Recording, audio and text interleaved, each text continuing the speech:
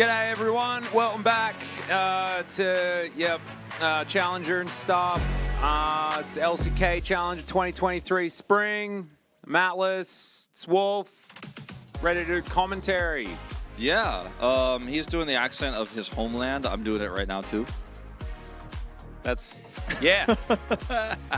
that's what we did. Hopefully you guys have had a good as day. We have also had pretty good as days ourselves. Ate some pizza. Did you enjoy it? It was good. I had some good pizza. It was pepperoni. That's my favorite pizza to get in Korea because there's no mysteries. It's hard to mess that one up. Yeah, there's no mystery ingredients usually. Yeah. This one's a little bit, it was a little bit extra spicy. It was a little spicy. I liked it. It was good. Very, very nice. Anyway, we're about to get into our final series of the evening. This one is likely to be closer than the others. The others were very one-sided. Yeah, especially the second series was like... Yeah. There was no coming back for Brion. Ivory got a hot date, though, so that is definitely good. We hope. We need to check in to see whether the girl actually did manage to ask him out, but we will definitely see. Hawaiian enjoyer, Star Chillin', no. Although, you know, I mean, to each their own, but... Yeah, I used to be very... I used to have a lot of feelings when it came to pineapple on pizza, but I just don't care anymore. Put whatever you want on a pizza. Doesn't actually matter. Yeah, I mean, everybody can do whatever they want. Salmon pizza is crazy good. Sounds good. I've never tried it myself. Heck yeah. Actually, I have had salmon pizza before. I love anchovies myself. Yeah. Ooh, also fantastic. What are those things? The little bean thingies that go really well with salmon. Oh, like oh god, I know it's capers. Capers, yeah. Salmon and capers, man. What a wombo combo. Speaking of wombo combos, these players all playing together for Red Force. Mihail, Sounder, Calix, Jew, and Double H. Still want to know what it stands for. Hopefully not heavy heart. I always think he just types HH like haha, you know, like the Korean hit like the instead of the kuku, the haha. That's what I always feel like. Maybe he's a haha on Twitch enjoyer. Maybe that's him. Maybe that's just he just comes into Twitch chat and spams haha. If you type the H key twice on the keyboard in Korean, it's OO, but it doesn't. But it also like. Because you don't actually have the eung attached to it, it's basically just two middle fingers. So like if he actually typed in like HH, it would be pretty vulgar and aggressive, you know. Yeah, it's a bit of a Rudy Patootie. I don't think that's why he did it, but you know, for guessing. Yeah, In the Brain just got completely nightbotted to Canada. Goodbye. If you're already in Canada, then I guess it's not too much of a trip. But enjoy your stay. Nightbot put you there. This is the T1 squad, though. Dal, Forest, Bay, Smash, and Bort. Yes, that is the Bay that you remember from the PCS, from MSI, from Nongshim. Nongshim. Yeah, he's playing against a former organization here, not his former team in any way. But T1, I thought, had a pretty great start to the season, and it has not really held up. They've dropped in the standings quite significantly, and Smash and Bout are my favorite parts of this roster. I think they're the best part, the bottom 2v2. My favorite's Forest, but not for good League of Legends. Mainly just for being Forest. He forests real hard. He does. His name is Hyunho, and that's why his IGN is HH. Okay. Nice. That is much less rude than what we could have expected. Yeah. And it's not heavy heart as well, which is a bit sad. Hyunho. So, that's just his name. Yeah, I should have just looked at my paper that has his name, like literally right here. Hey, yeah. It also says Hyunho. Yeah. And he's an E-boy. We got a lot of Western fans coming to the arena today. Hi, guys. If you guys are watching on Twitch, we apologize for the less than epic commentary, but we're really psyched that you're here. Yeah. Regardless. Because I feel like we're more of a bedroom commentary type deal, you know, like if you're like sitting down at your PC late at night, that sort of thing. That's when you kind of enjoy our style on the Challenger broadcast. It's not exactly like upbeat, we're here at a live event having a super sick time.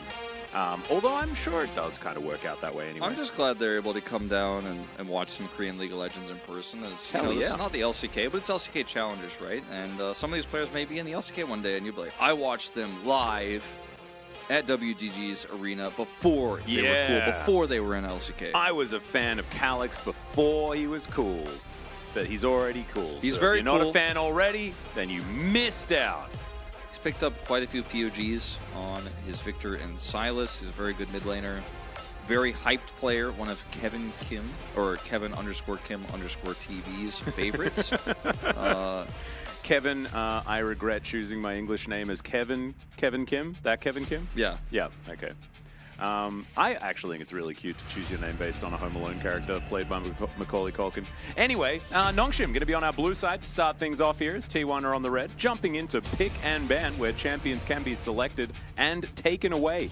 Beginning will be the taking away process of said champions. The karma is going to be removed. No karma anymore. And Mihail's Cassante has just gone. There it is. Mihail has played Cassante so much that this meme has bled into the LCK. Like, we talk about Mihail being one of the Cassante enjoyers because he's played it so much that T1 will actually just take it away from him. Yep. By the way, Star Chillin', we do have a podcast. It's called The Pog State. Yeah. And it's on the LCK Global YouTube channel. So if you want to see the LCK casters doing a podcast, there literally is one. So you can go and watch it. Enjoy. It's Last okay. episode's kind of okay. It's okay, Kevin, to be named after the guy from Home Alone. It's like not that weird. Yeah, it's not that weird, man. It's totally cool. It's fine. Yeah. Kevin, I was playing chess with HTML names in Twitch chat, Kim. Heck yeah. Yeah, start chilling, go and enjoy. Alice, you're the reason I drink. I don't know what that means. I think it's a compliment. But I will take it as a compliment, and I appreciate you. Thank you so much. We do have some standard bans coming through from Nongshim's side, not wanting to allow that Ashe to get through if they do not want to play it. T1 banning away like specific stuff. We've got so many things making it through the draft here. Well, yeah, it's pretty crazy. Caitlyn, Lucian, Varus, no karma. The Elisa gets banned. Something interesting I just realized is Dindin and Mihail are like father and son, parent and child like team. I don't know. I'm just trying to say like they're both top laners from the same org. Sorry, it's like some Shakir is just like, I knew a Kevin Kim growing up. I don't think it's the same Kevin. Shakir, I think you might be right. Are you sure? You might be right. I don't know, but maybe it's different. Maybe Kevin is different Kevin Kim. I don't know. I was just the way it was written. It just, I don't know. It just got me. I was just gonna say like. Yeah, that's very funny actually.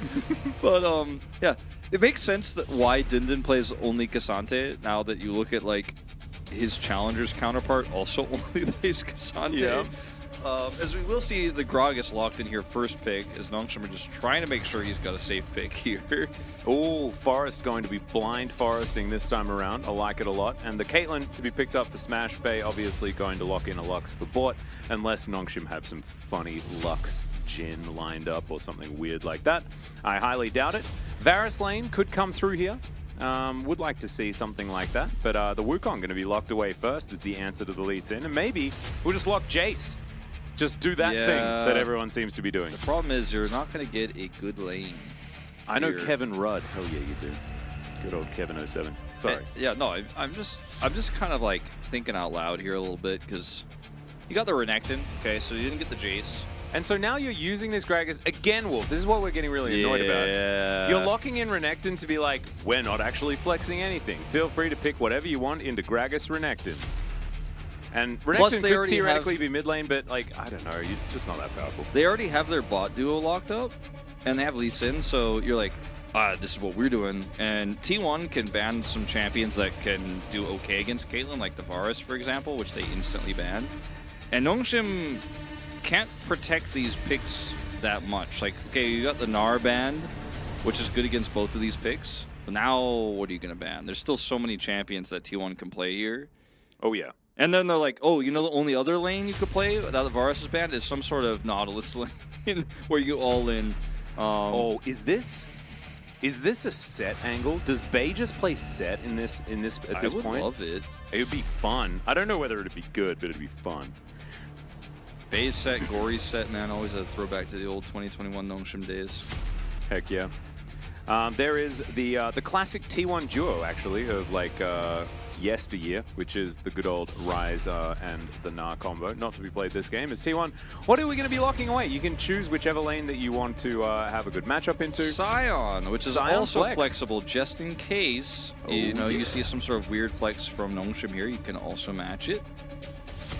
Not a lot of damage just yet. It's just kind of Caitlyn right now. See what Bay's last lock-in's going to be. Could just be a Victor, which would be very boring, but it would fix their problem. Yep. Let's see what the bot do is going to be. Is this going to be a Felios Thresh to lose lane, or do we have a plan here? Jinx Thresh to also lose lane, but it's fun. Jinx Leona to lose lane, but it's kind of interesting. Ooh, we're just going to hope for the best. Rakan AD Rakan carry? Xayah. We're just going to hope for the best. Yeah. Gleam that quill. Oh, never mind. Interesting. Viga in the bottom lane. Interesting There we game. go. Interesting draft. Alert, alert. Oh my. Tell everyone. Things okay. happening. Q buff, extra range. Oh, baby. Okay, there we All go. right, suddenly, I don't care about the Talia. Just get it off the screen. Let's get into the game right now. Like, Yep, don't really mind.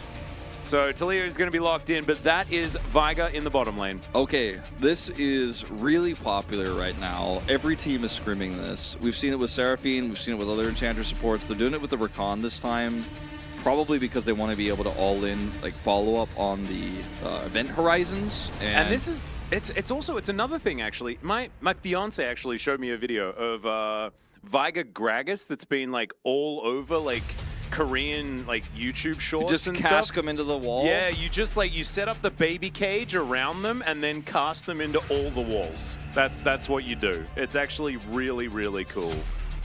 Wow, that's really, really fun.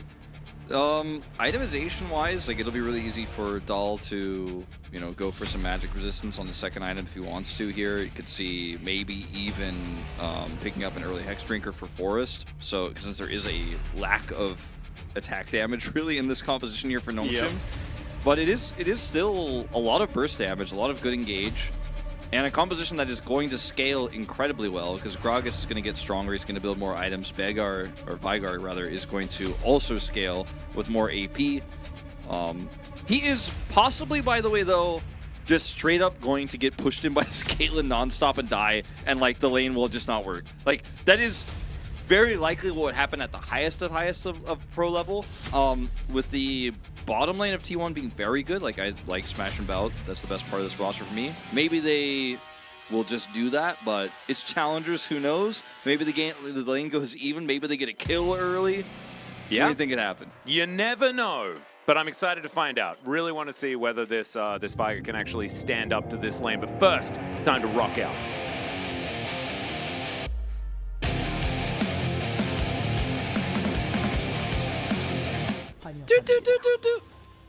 Hell yeah.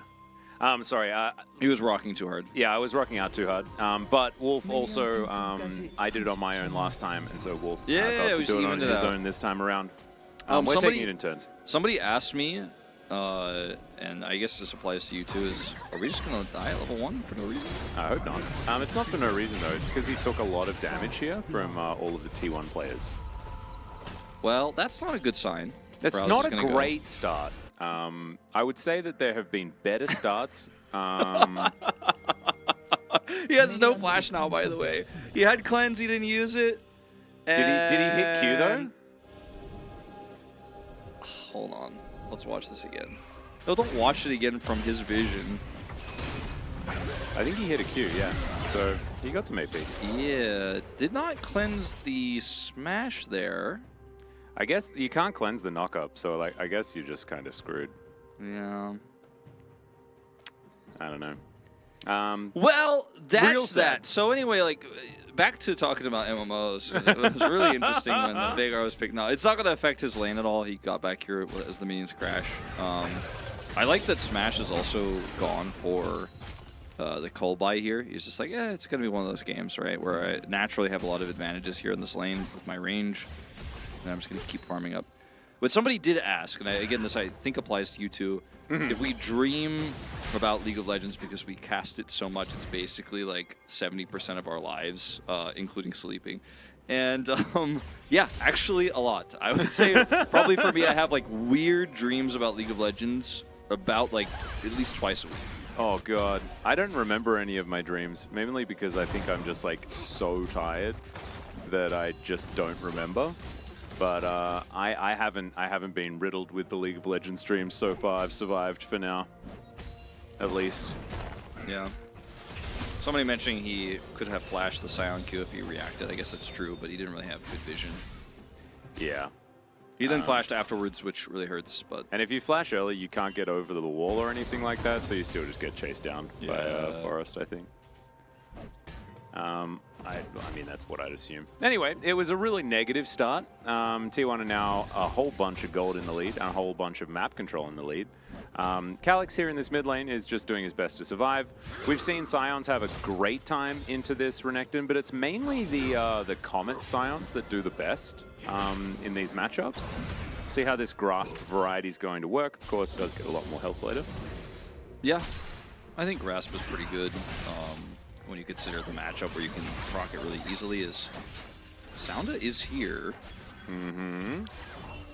He's going to get spotted on that ward. Great light binding there as the stun's going to come through with the baby cage, but Smash is not going to be too worried about it. Oh man, look at all of this CS that's sort of going wanting here. Jiwoo did thankfully not actually miss out on too much farm because he died so early. Like, yay, died so early that I didn't miss the lane. Woohoo! There we go. That's silver linings, baby. Yeah, could be worse. Yeah, definitely could be. He's not stacking much up worse. some AP, you know? He's stacking up some AP. He hit those abilities. Got the Q at level 1. Just needs to get to the point where he can flash ult, insta-kill Smash. Don't know whether that'll ever happen. Well, I mean, it will eventually, like, but it's going to be real tough. Especially if he builds like an item that is going to prevent that from happening, such as a stopwatch or a guardian angel or any of these things. Could make his life hard as T1 looking for their first plate here towards his bottom side. Nice avoidance of the light binding there by Double H. The Smash taking a bit of damage here, but definitely not worried whatsoever. Yeah, look at the damage that Smash is doing here to this farm. It is pretty significant. This is what I was talking about. Like, we got really hyped for the Veigar, but we didn't stop to think, like, initially. I mean, I eventually did get to it right before the game. Like, wait a minute, but it's into Caitlyn. It's like, wait a minute, like, this is, like, worse than Zeri into Caitlyn. Like, this is about as hard as it gets, you know? Yeah, he's got a Spatula and a Dream Wolf, and I don't know whether the Dream is a good one. It's a rough time. So we're gonna turn our eyes away from this lane and look for some good news for Nongshim elsewhere on the map. All right, back to bottom lane. No, Mihail is doing a decent job here. I hope I don't cast a curse as he just takes was a so full skew to the scared. face. That was a bit of a worry, wasn't it? Yeah, I was so scared he was actually gonna take aggro before he got hit by that Smash and just die. Yeah. It did not happen, luckily. But I was so worried he was going to take turret Yeah, aggro tries to slice out of it, Yeah, gets knocked up, goes through the Scion, then takes the turret and dies. Oh god, That's the kind of scenario I had envisioned. Yeah, I think that's what the observers were worried about too, because they were like, he's awfully up there, isn't he, on the turret? I was a little nervous. As T1, they're going to start off this Hex Tech Drake. We'll see what the soul is going to be. Without Hex Tech, you don't exactly have the greatest of odds of having a very, very powerful soul. Yeah, we'll see what the next one is, and we'll kind of set the tone as going to engage here. Yeah, bit of battle. The Smash is taken down extraordinarily low. Good grand entrances. That's a great stun to come through from this Veigar, who is taking some control, you know, utilizing his cage quite effectively as Calyx. All right, he's going to separate the Caitlyn. The Q goes to Narnia and the Gragas goes to the Death Chamber. A really weird state of affairs here towards his bottom side. It was almost heroic, but in the end, kind of not. The Event Horizon is on such a long cooldown, so he got a good stun, but there's no follow-up damage. And actually, a lot of the damage from his W was blocked by Bout's shield. Like, Bout had a really nicely timed shield when this goes up. And then after that, you're like, well, we can't really fight this anymore. As, yeah, it's not exactly the fight you're looking for. Look at that shield from Bout. Blocks a lot of that damage. And now you can't really try to force this without Event Horizon. And they even get the Honey Fruit. Cask is good, but Smash has Flash. So, oopsie daisy. Yeah, and then Calyx is like, but this isn't where I parked my car. That was very solo queue, Yeah. what we just witnessed there. Yeah. And hopefully he does find out where he parked his car because it's kind of important. All right, back at it. 2-0 in favor of T1 right now. And we do have to kind of take into consideration recent form as well, because T1 are on a 2-match winning streak, actually. Here in the LCK, have been upping their performance as the season draws to a close. Chronicle, So- we're not liking it. He picked it into Caitlyn. It's not going well so far, Chronicler. He lost his flash at level 1 and then also died. Yeah, everything as possible went wrong, even the draft. But he did pick it, and that's cool. Pick it, and we'll wait and see. Something scaling, something. Maybe he won't be in the lane with Caitlyn forever. But hey, he's certainly making it interesting, isn't he? Well, and Forest is foresting. He did. Yeah. Did land do a Q. That was cool. Event Horizon was over there for some reason, and Light Binding was there for some reason. I'm surprised Smash just didn't ult him. Why not? Just push him back out of the lane even harder. Even though the Light Binding doesn't land, he could probably just press R and be like, free damage. Do you think that Jiwoo's tier is a representation of his feelings? Yeah, at this point I would say yes. I would say Calyx also probably after that cast play from moments ago. Yeah. Yeah. You're gonna connect, flash drive by. kick available. Think Mihail? Maybe he is going to be the one, as Smash didn't actually get hit, but they managed to lock down the kill onto the Lux, and there's not enough damage from the Caitlyn right now. Actually, great combo. Does come through the primordial blast. Nailed it. This is the Rakan synergy we were talking about that can work out very well. We talked about the Gragas synergy, the Gragas landing the cast with the Event Horizon, very difficult to pull off on this patch, but still. Smash here, caught. The knockup, though, is on the bout. Smash is just like, sorry, man, I'm out of here. Don't have the damage just yet. One more auto would have done it, but it doesn't have it. Yep. Just doesn't have a lot of damage at that point in time, so really nicely played. Maybe Nongshim can utilize this to leverage themselves back into the game. Will be difficult, but as you can see, the CS is actually evened out completely. And he has a gold lead? True. I mean, it's pretty pog. In Gold the end. even on the Rift as well, 16,000 apiece. Look at him walking down with his spatula. We knew he was ready to cook. It was fine. It was fine. Kevin knows it as well. It's all right. The wall is going to be put up. Sounder has to flash the seismic shove. Nicely done. They're unable to grab any kills, but still getting a bunch of important cooldowns, especially the flash on the Wukong. As the Lumberjack is, he's late for work. Dull kill minion. Dull smash. Dull miss only one CS this time. Dull will be better in future. Dull down 20 CS. It's okay. It's okay to be down CS as the Scion. Your job is to be a frontline. You're low resource. Also going to maybe get some plate gold if Renekton goes anywhere else on the map.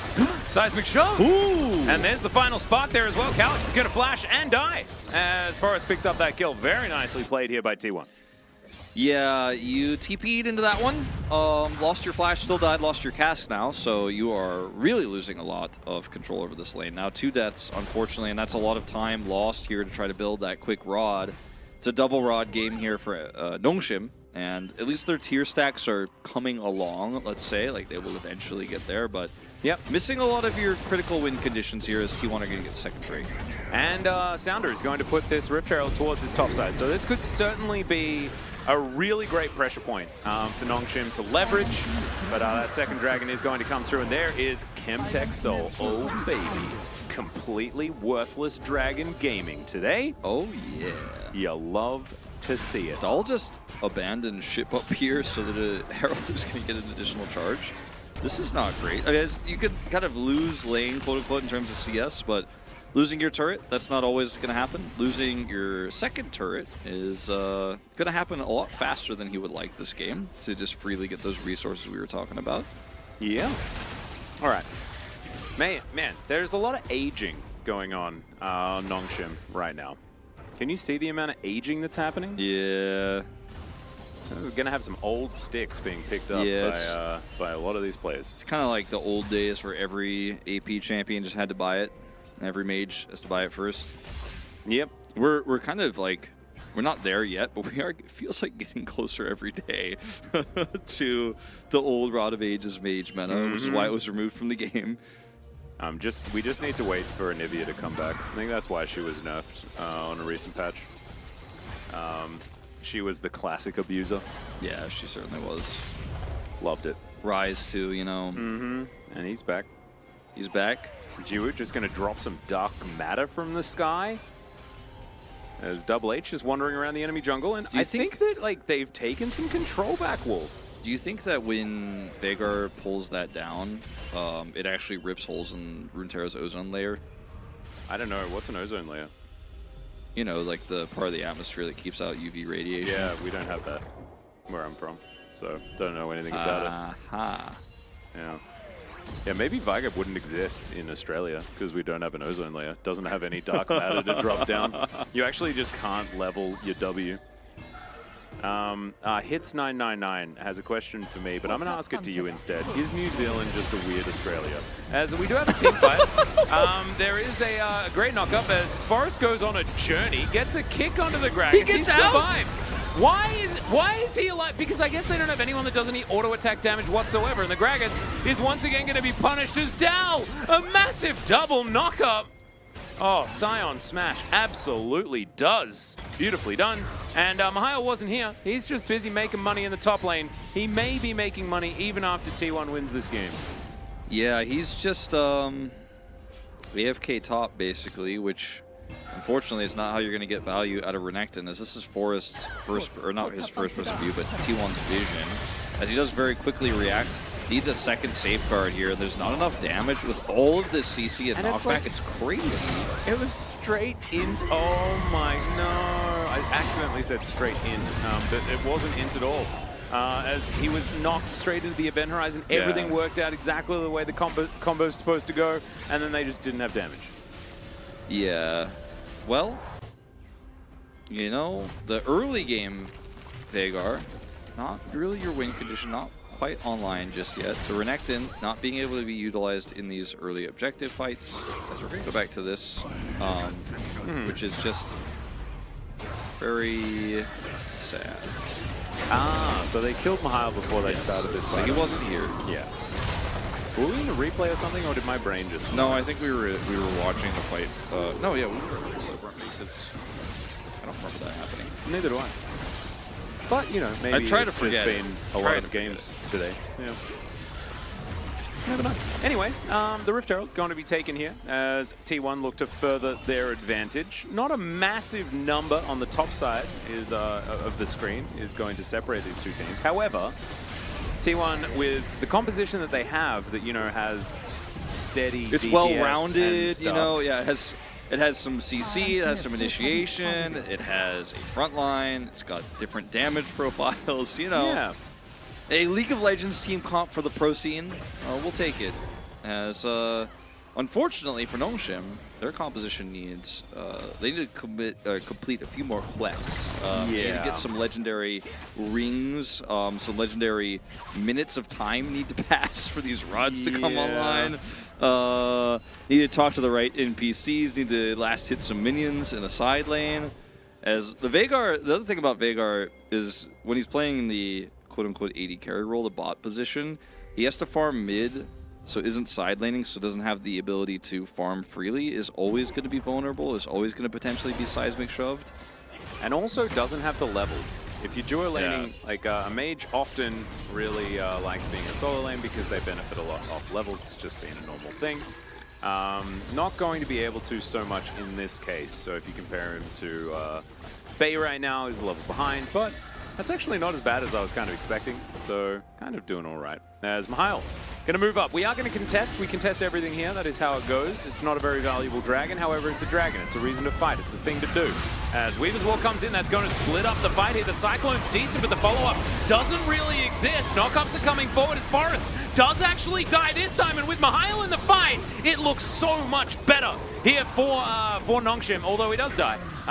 But still, they trade They very, can very maybe nicely. contest 2 here. for 1. They still have a Caitlyn. They have damage. They HH. HH doesn't have much of a health bar. Oh, if he flashes, HH is dead, but he doesn't want to commit. There's a lot of follow-up, so he might lose his life for it. So things better of it, and they will go over the single Chemtech Drake. But T1 not really losing a whole lot out of this as get the Renekton on the turnaround.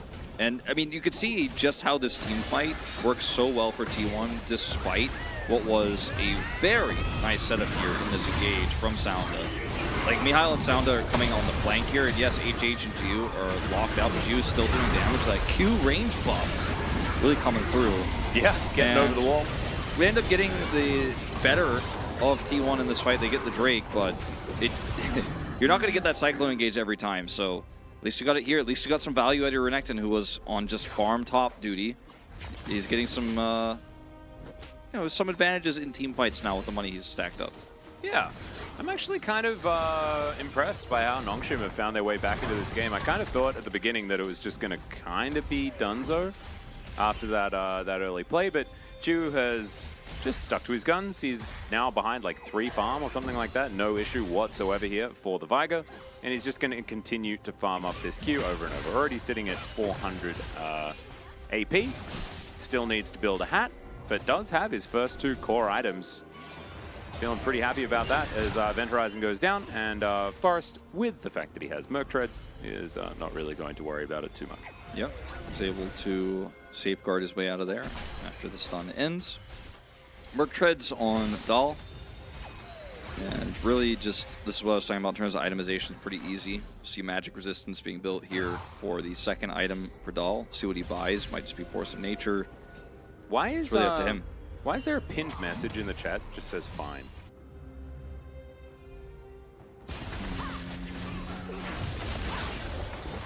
Chronicler's mod power tripping right now, I think. He just wants everyone to know he exists. It's not fine. I think we should find him. Yeah, that's what he wants so badly. Yeah, I think that actually that's fine worthy. 100%. As that is an ace in the hole being used on a monkey that isn't real. Chronicle was AFK and pinned fine. What, did your cat pin fine to the top? Walk on the keyboard. You don't have a cat, Chronicler. Yeah, Who well you do, pinned but it? your cat is in the Netherlands. So your cat traveled to Korea to pin a message at the top of the LCK Challenger Global Twitch channel. Is that what happened? Is that what you're saying? His cat is very cute. It's very cute I love cat. Chicken. Yeah, the chicken's very cute. However, Chicken, not here. So it's not fine, Chronicler. I'm going to need you to remove that pinned comment. Not fine. Smash, he's feeling pretty fine. Got himself a red buff. Happy about it. I've seen mod swords revoked for less. Yeah. In fact, I might put in a request later. Talk to the We'll talk higher-ups. to the council. Exactly. about this. The WDG Council of powerful Twitch controlling When people. game 1 ends, that message better be gone. Yeah. I'm counting to late game. We're on 3 elemental drakes. All right. So when we get to 5 elemental drakes, that's when you know that. Yeah, we're counting to 5 elemental drakes. Because every time I look at that pinned comment, the pinned message, it makes me upset. There it goes. Okay. Thank goodness. Oh, wow. Okay. The actual like the true Giga Chat play would be to change the pinned message to no. That would have been the I move. feel a little bit less secure. I feel a little bit less okay now that it's gone, though, weirdly. Yeah, it's like nothing actually telling us that things are going to be Yeah, fine anymore. However, it wasn't there at the beginning, so like, yeah. I'm looking at this game state, and I'm like, it's not going to be fine. Like, Yeah, I no longer actually, feel okay, actually. Maybe put it back. Can we put it back? I take it all back. Maybe we need fine back there again. Grass is always greener, you know? One in chat if you guys want to be fine again. They all said no. Oh, no? No one wants to be fine? Not fine? One in chat if you want to be fine. -1? Fine? Everyone wants to be fine again. Apart from Kevin Kim, who wants to be 22. But he's just a Taylor Swift fan, and I think that's okay. We might have a fight. So let's have a look at what's happening in this game. Q going to connect there from Forest. Does he go in? As Dow, look at him, he's partying in the cage. Oh, Okay. that was pretty cool. Mihail on the flank. They need another cage setup here. Yeah. There's no follow-up to that last one. Can Jiwoo get in there? He's currently in mid lane as the Dragon is being fought by T1. This is sole point for them as Event Horizon goes down. Jiwoo going to be on the wrong side of the wall here as the Grand Entrance connects onto the Lux. She's thrown back into the Cyclone here as Dal is soaking so much, but the Lux is already dead. Forest also in so much trouble as Mihail goes gold and he flashes and survives for way too long as T1's health bars are so low. And straight into a body slam goes Smash. Oh dear. They're unable to make it work, and Nongshim, with their beautiful composition they've crafted, they create the chaos and they thrive. Beautiful. That's it. That's the analysis right there. Clean. Woo! Clinical. Roger Dodger. Superb. So if it was like incredible, if it was in Mario Golf and it was a great shot, which one would it be? Which great shot line would it be? I don't know. I don't remember the lines. Look at that knock the cask into nice on. Nice on. That's actually great. I forgot about that. Nice on. That was what happened with the cast that went straight into the smash there.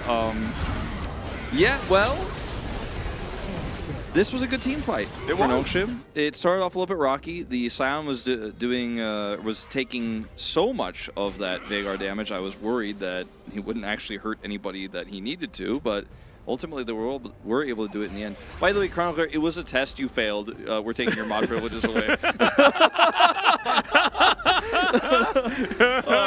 You were not supposed to actually put it back. Yeah, it's not fine. But I do feel a bit You're more supposed fine. to control the Twitch chat, not listen to their 1s and 2s. Even if we ask for them in like a community survey type way. It was all a test. Jiwoo is very strong right now, and they know this. That's why they're trying to kill him. Trying? Right. Can the Scion fight? No. Will they... This is so silly. Can they catch up to this waddling gentleman here? As Mihail may be in trouble. That's a big call to make, though, as he's going to come on over and try and help take down his opposite number. Another fantastic Cyclone.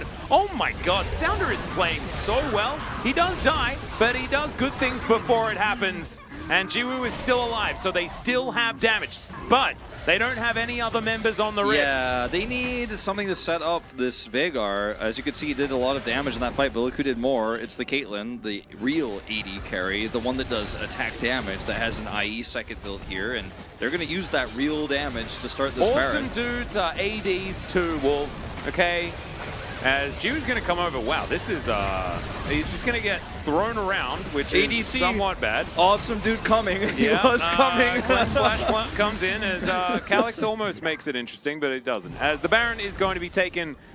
Man, so sad because Nongshim just won that really cool fight, Wolf. And then this happens, and it looks like Nongshim are fine, and then they just kind of like all die. Yeah, well, Dahl actually holds the door here, and then Bout and Smash are free to just chunk down Mihail. And look at how much tanking Dahl does. And even with the re-engage here, they don't get the Caitlyn. So the real traditional attack damage carry coming through as Jiwoo just kind of looks at the fight because he doesn't have any setup CC, and then he walks to Baron, looks at it, and then leaves without further elaborating. Because that's just the way it is. Sometimes it do be that way. Smash has 3 items now as well. This is a very, very strong Caitlyn. Was in a bit of a trough, and maybe that had something to do with them losing that fight around the Dragon. But that trough is in the past. Now 3-0, 3-1 and 3 on this Kate, and now with a Baron. Bay should just sell that the stopwatch and buy a Banshee's Veil, and like there's no need to keep that anymore. You don't need that. Just build MR in this comp. Oh! There it is, special delivery. That's how you deal with the Caitlyn, you just kill her. You jump out of the brush and take her down as Forrest. He's gonna try and safeguard his way out. We'll see whether he can actually survive as he goes in. Odd choice, What? still manages to kill the Rakan, and he hasn't died yet. All right, can the Q connect? The answer is doesn't matter because Calyx will kill him. But taken 1 for 1 there. You're feeling pretty happy about this whole situation. Mihail? As yeah, Mihail does have to be careful, does have Sterix, and it is going to get popped as Bot is inside the cage and didn't like it, and will be taken out there as well towards that top side as Mihail's dead. And we've just got just fights all over the place, and they're going well for one team and bad for the other. 11 to 12 in kills. That tells the story. There was just no communication about that Gragas being basically dead, or they just like go, wait, he's TPing and then kill him. They're both like, who is that? What is that? I don't know. Let's leave. And then they just let him teleport in, and he pushes the wave. And actually, he's going to get control of mid. LDR done for the Caitlyn. The Void Staff not quite ready yet for Bay. But let's watch this one more time, as if you can kill the Caitlyn, then she can't actually carry the subsequent fight. So, yeah. Wow, the flash from Bot was actually really sick. Nice cleanse attempt, let's say. He's like, I'm cleansing, as he flies through the air to his death.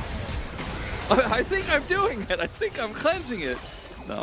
Forrest went down to like 0.5 health. That was his health bar, I think. If they were just that little bit further ahead on the Nongshim side, they would be feeling a lot better about it. They do actually have a lead, which is actually kind of crazy. 2 dragons apiece on each side as Calyx off on the bottom side of this one. Sounder gets in there, not able to steal away the Drake. Event Horizon doesn't really work out either as Calyx. He can't get into the fight. It's a great knockup with the Cyclone though, as Sounder's getting so much work done once again. And another Event Horizon's going to work out. Forrest, he goes golden. Calyx is looking for Smash because they need to try and kill this Caitlyn. And she's not actually able to get anything done. She's inside the Event Horizon. That is not where you want to be if you know anything about black holes. And Smash is able to walk it out in the end. So, gonna be fine. Apparently you can go into a black hole and be alright. I guess Matthew McConaughey showed us that already. Well, Smash, he did not quite get the damage done because the rest of his team died instantly, but his positioning has been pretty good this game. Yes, he did get sent into that last Event Horizon on the top lane where he was cast from a million miles away from Gragas that jumped out of the bush, so you can forgive him for that one, but his positioning otherwise has been pretty good in these fights, which gives me hope that he'll actually be able to carry this game later on. This is an extremely close 13 to 12 kill game. His positioning here, you know, he's over on the edge of this.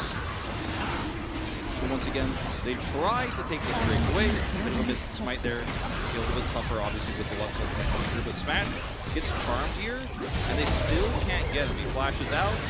He's like, I'm still alive. I'm still kiting back. And everything else is going horribly for T1 over here. The Event Horizon's catching the rest of their front line. Forrest has to go gold. Smash's like, I'm still alive. I'm still trying to auto. And he does have rapid fire cannon halfway built now, and it's going to be a lot easier once he has that. It's unfortunately a little bit too slow here on the net. Still gets out with the Gale Force, but man, Smash's positioning and spacing very good. Yeah, no, he's definitely been playing it well. The problem is that Jiwoo has a really cool hat. He's sitting on over 1,000 AP now, and it's getting to the point where he just walks up to Smash and says, hey, and then throws an R button at him. They just Qs and Rs and he just dies. Yeah. It's a bit of boom boom there. And yeah, 2200, 78. How much health bar does Smash have? Yeah, probably gonna click on him in a second. Yeah. That'll definitely be a pretty dead Caitlyn if he decides that it's going to happen. And if he gets caught in an Event Horizon, it doesn't even really matter, right? Like, he probably dies to a dark matter in a Q, you know? Yeah. It's pretty crazy. So, Event Horizon coming down. Do also, like, the Event Horizon's cooldown is way too low for an ability that powerful, to be perfectly honest. It's kind of unfair. Sound actually playing great on this Wukong. Oh, he's my POG vote. Yeah, 100%. me too. He's going to set up another flank Cyclone here. At least that's the idea. Oh, Jiwoo, can he stay alive? Smashes everything. Oh, yeah. Dal's going to walk on over. Forrest making his way in. All right, there's the quickness. As right into the backline goes Double H. He's actually collecting them all together, but he's still going to die. The cask is going to come through, and he belly flops on top of them as well. Does Calyx, as Mihail going to try and get out of there. Jiwoo does have the Event Horizon available to stop them from proceeding any further, but now it's a 4 versus 5. Especially if Dal is able to get that health bar back up and available once again. Yeah, now, I mean, for Nongshim, you want to contest this Baron, but you're actually at the end of a Metroid game, man. It's time to escape the burning building. Oh, no. Yeah, this is, you don't even have, like, your hook shot anymore, you know? Like, the Varia suit's worn off. Oh, dear.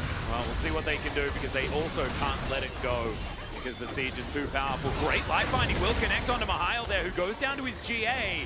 And now Event Horizon is going to split up the fight. Calyx coming in here to try and save his top laner, but not a whole lot is going to come of it as he dives on top of Smash and just gets headshotted to death. The Weaver's Wall comes forward.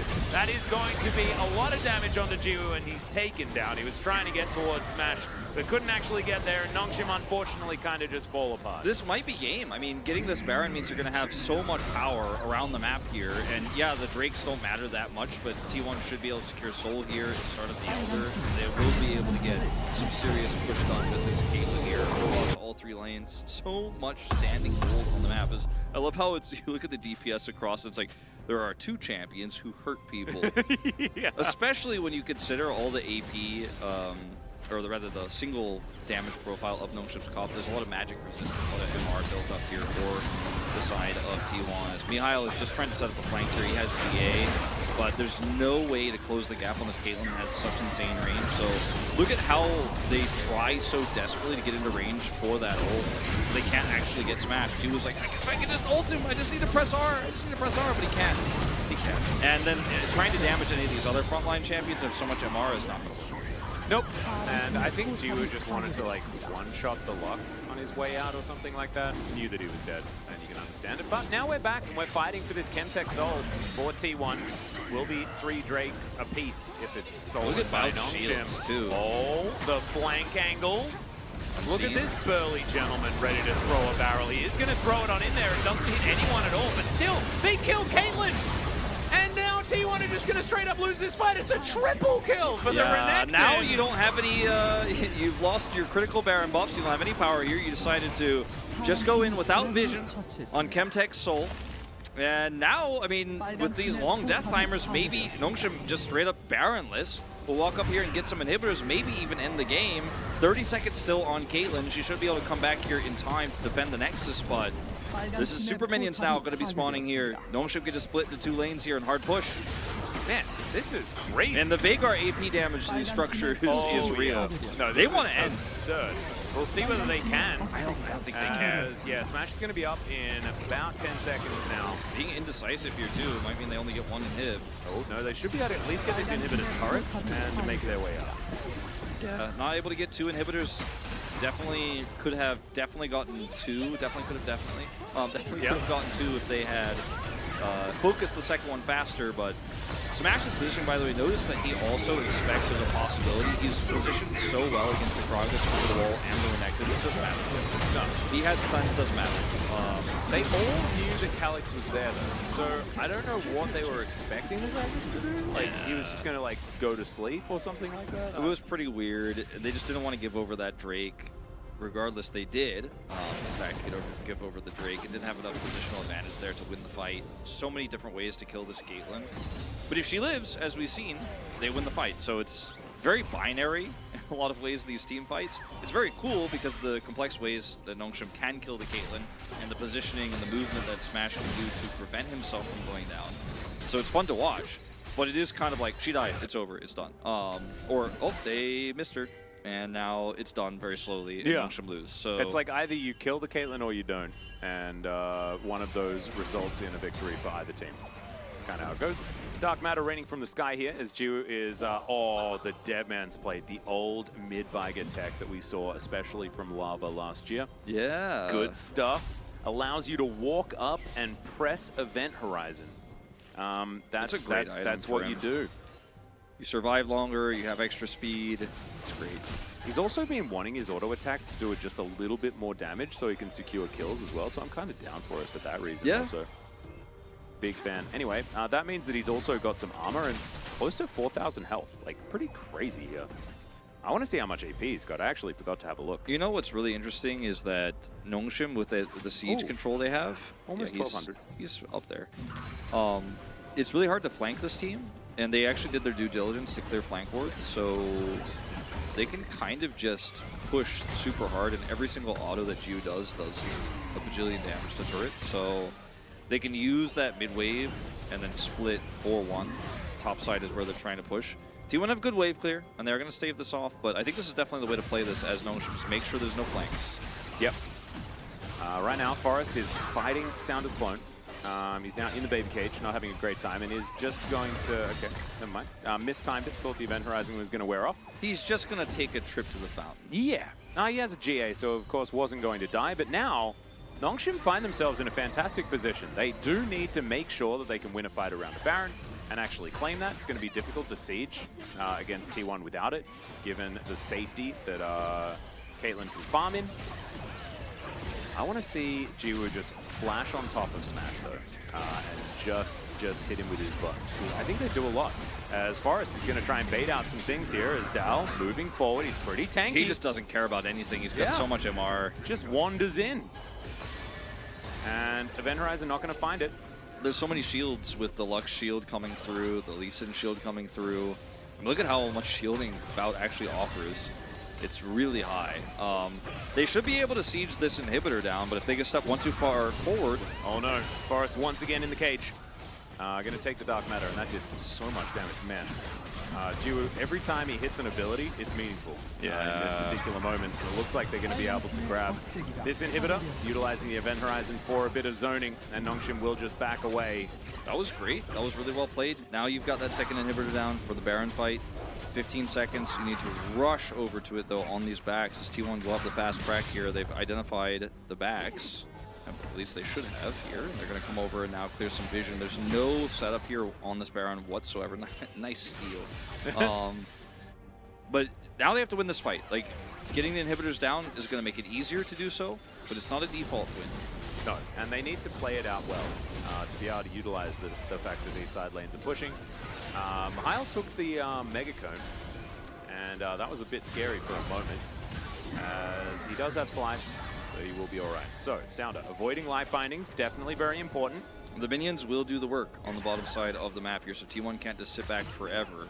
Yeah, and Nongshim need to sit back. They kind of, if they get baited into a fight on T1's terms, that's when things get a little bit dangerous. As Calyx is just going to go and grab himself a 4-stack Chemtech Soul. Yeah, T1 would love to have that Soul, actually, and the 3 stacking shields.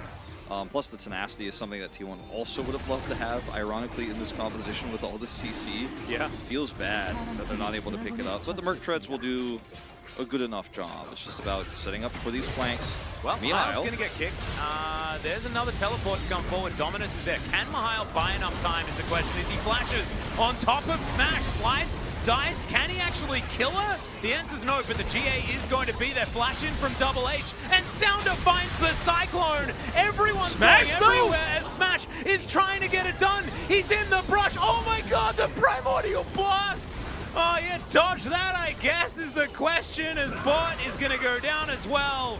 Man, it looked like so much cool gameplay, and then Jiwoo just pressed a button on top of a Caitlyn. And then it was kind of over. Yeah, Baron is still up here. The minions are going to be cleared. Bay went back, grabbed some extra HP, is going to be able to clear this up, and they're going to have to try to rush this Baron down, but Forrest is still alive. No flash, does have kick. So he could go for a steal attempt here. If they need to clear this vision, they will. Forrest wants to make sure there's no one lying and waiting, no traps to be set. And because he has the empowered Scryers, he's looking for Gio here. Yeah, Event Horizon comes in. As far as he's going to get taken down to his GA, Dal's going to move on over here. Oh my god. And they managed to take down the jungler. The Baron is still up and available. Bay is going to get taken out. Event Horizon's going to stop Dow from being able to annoy Jiwoo here as Calix, he was tanking the Baron that entire time, almost died to it, and Sounder gets back into the pit, and I think they're going to be able to get this one done now. Yeah, well, the Baron is going to allow them to push to end here, but the mid inhibitor has respawned. There's only 2 minutes left on bot inhibitor. They delayed the Baron, and they're going to have to back here. Now these respawns are coming through. Smash is back up. Watch this movement from Smash. Like, hot damn, this guy is so good. So well. And the amount it matters is like so little. Yeah, and there's the root there onto the Renekton. His positioning is so good, and then he has the cat, or rather the flash, then the Gale Force out of this Cyclone, and then takes out the Renekton, takes out HH, and then he gets killed by an R button. Yeah. Oh man. And with this skin also, it's like, oh, it's so comical. Oh man, Jiwoo just totally outplayed him, really. And I mean, there's a lot of wave clear here defensively for T1, but I don't know if it's going to be enough. No, I don't think so. Down. Okay, we're going for it. Grand Entrance is fantastic though, and he's charmed for about 16 years. Viger is going to be able to pick up that kill. Did have to use the ult for it though, as Bot is now trying to get away from Sounder, who's just in that backline obliterating him. That is a dead Caitlyn as well. And T1, they're not going to be able to find it, and Viger will pick up his first win that I've cast in the bottom lane today. Love to see it from Nongshim. It looked really bad in the early game. He lost his flash and died at level 1. The early laning phase did not go well. Smash's positioning was so good throughout a lot of this game. But ultimately, in the mid game, some great plays from the jungle actually set up this Vigar, and I 100% vote jungle here. I know the Vigar is cool, he did a lot of damage, but those Cyclones won the game, in my opinion. And without those really nice flanks and some good casks, he does not do the damage that he needs to do in this game. I chose violence. I voted for Vigar. I'm not doing it, man. No, I shouldn't have. I shouldn't have, but I did it. I did it because the dopamine of that gigantic R button. And he played a really good Vigar. And without him, then they just straight up lose. True. But I think like there was honestly so much good play from both Sounder and Double H. Both of them, I think, allowed like Calix to do some really weird things throughout that game. Mihail to get caught out of position, things like that. Look at that damage, man. Yeah, it's a lot of damage. 65k. I mean, it was also a 43 kill game. But how much DPM is that? Is it like 1200? Let me think about this for a second. It's got to be like 1,000, yeah, 250 or so, 1,300 nearly. Holy crap. Yeah, it's really high. That's absurd. Well, we're going to see it when he picks up POG, I guess, the number. Man, Sounder deserves it, though. No, I think it might actually be Sounder. There might be people. It won't be. Everyone's going to be big R voters. I'm not, though. I'm just putting it on the record. I didn't... Yundo thinks that this is his game of the season so far? For Challenger, or just out of every game we've had in League of Legends? It was definitely super fun. I liked it a lot. It was not clean, but it became very interesting. 1,522 DPM. That's a lot of DPM. Yeah, this was a really, really fun match. And the battle of Smash versus an R button was an epic one. Feels like Smash was a bit robbed this game though, because he's had some rough games. This was not one of them. Yeah, no, he was so good this game. Yeah. Wow. I just want to see who it's going to be. I think when it takes this long, it usually means people are deliberating quite a bit before they send their votes in. Yeah. So. It will be Jiwoo to fix it up. And 15-22. Good math, Twitch chat. Yeah, Sajak's actually killing it with the mathematics. Thank you very much for that one. 10-2-10, and he had so much AP, it was absurd. 43.2% of the team's damage. Just wonderful. And man, like, this guy is a really good Neela player as well, and is an 80 carry. Like, is there anything this man cannot do? I mean, he's the type of player that is exactly who you want to be in your trainee team, because he can do anything. He can scrim anything. You know, if Nongshim are like, oh, I want to try to run this, like, he can play it against you. He can play it for you. He could slot into another team and play a specific unique pick and show people how it's done, how it's played. So his positioning was really good. Yeah, he died at level 1, and there were some times where he wasn't able to get the event horizon off, but otherwise, Bile smash positioned really well too against all those other threats. He also had great follow-up. He never really got caught himself. I mean, even against all the MR, he made it happen. He hit those Qs consistently, continued to stack AP. Yeah.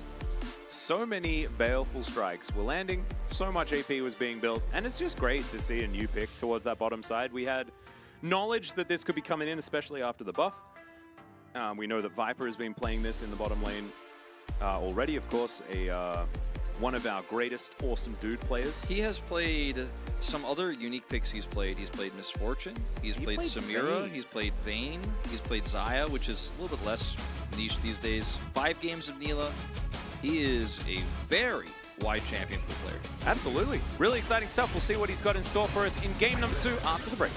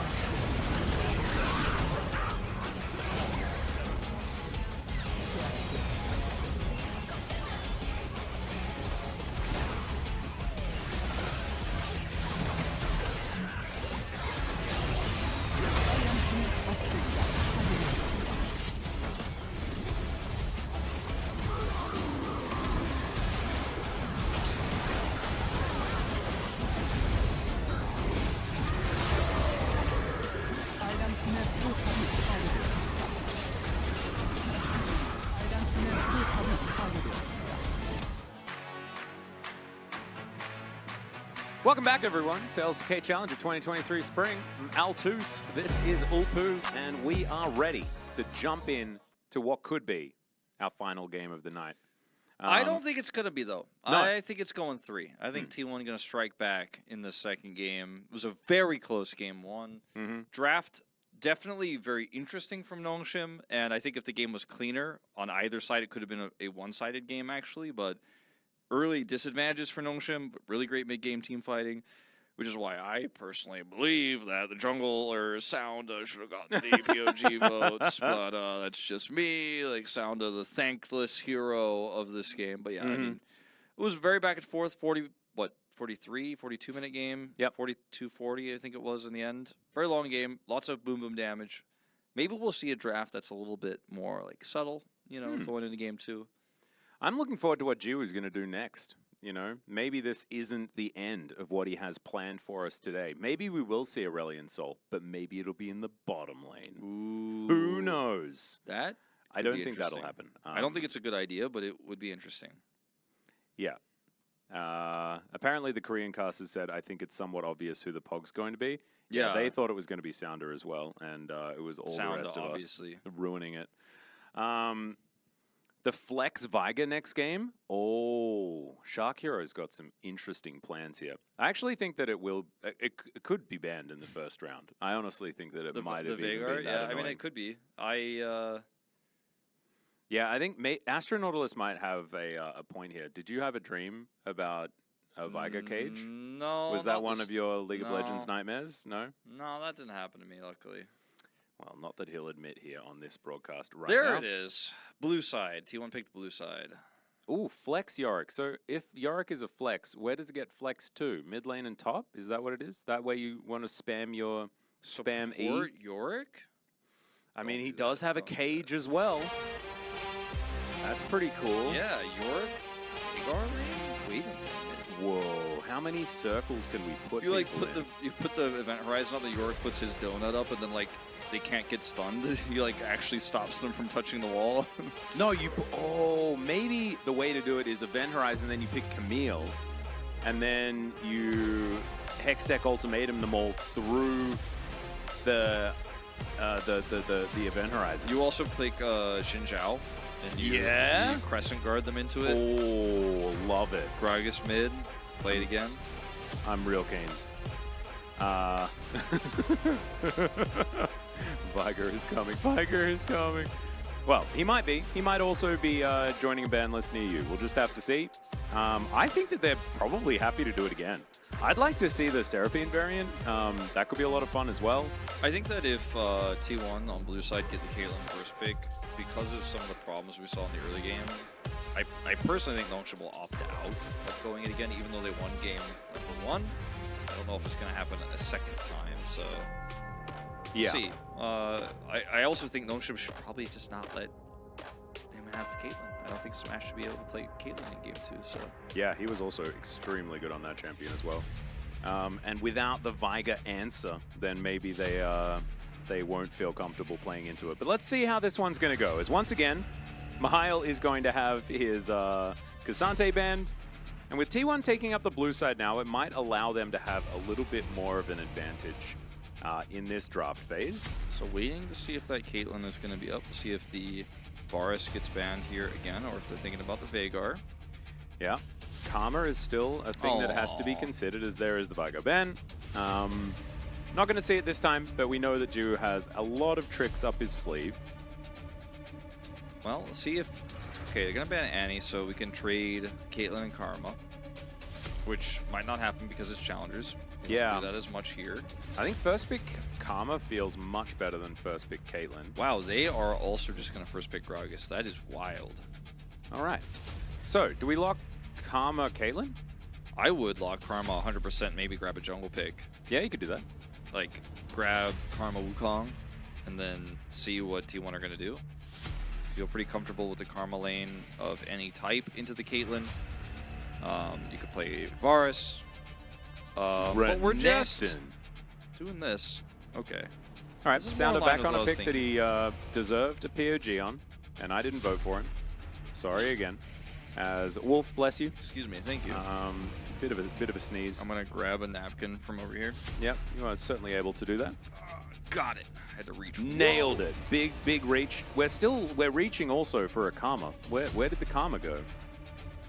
Okay, it is just going to be Renekton. Okay, all right, never so mind. Now Caitlyn can go over it with Karma, and there is no recourse. Like, if you play Caitlyn Karma, there's no lane that feels comfortable in that. Yeah, counterplay mod check. You won't feel great if you go for, like, Varus and the Heimerdinger lane. Varus They could Karma is also just go Varus Karma and be like, well, you can't beat that either.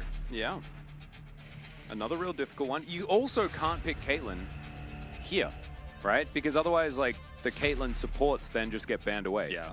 And so Nongshim, they can opt in for like a crazy lane, and I like this. The Senna going to be locked in, and this means that we could have Senna Cho'Gath. We could have all of the all of the fun lanes. Senna Wukong. I mean, you could do it. I think it's not going to work out very well here for Nongshim.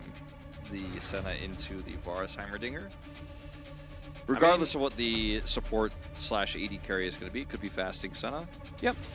You can definitely shoot the Heimer turrets from range. It's certainly good. No Seraphine. Seraphine going to be taken away. Senna Seraphine, of course, an oldie but a goodie. A Challengers special. We saw it so much in Challengers last year.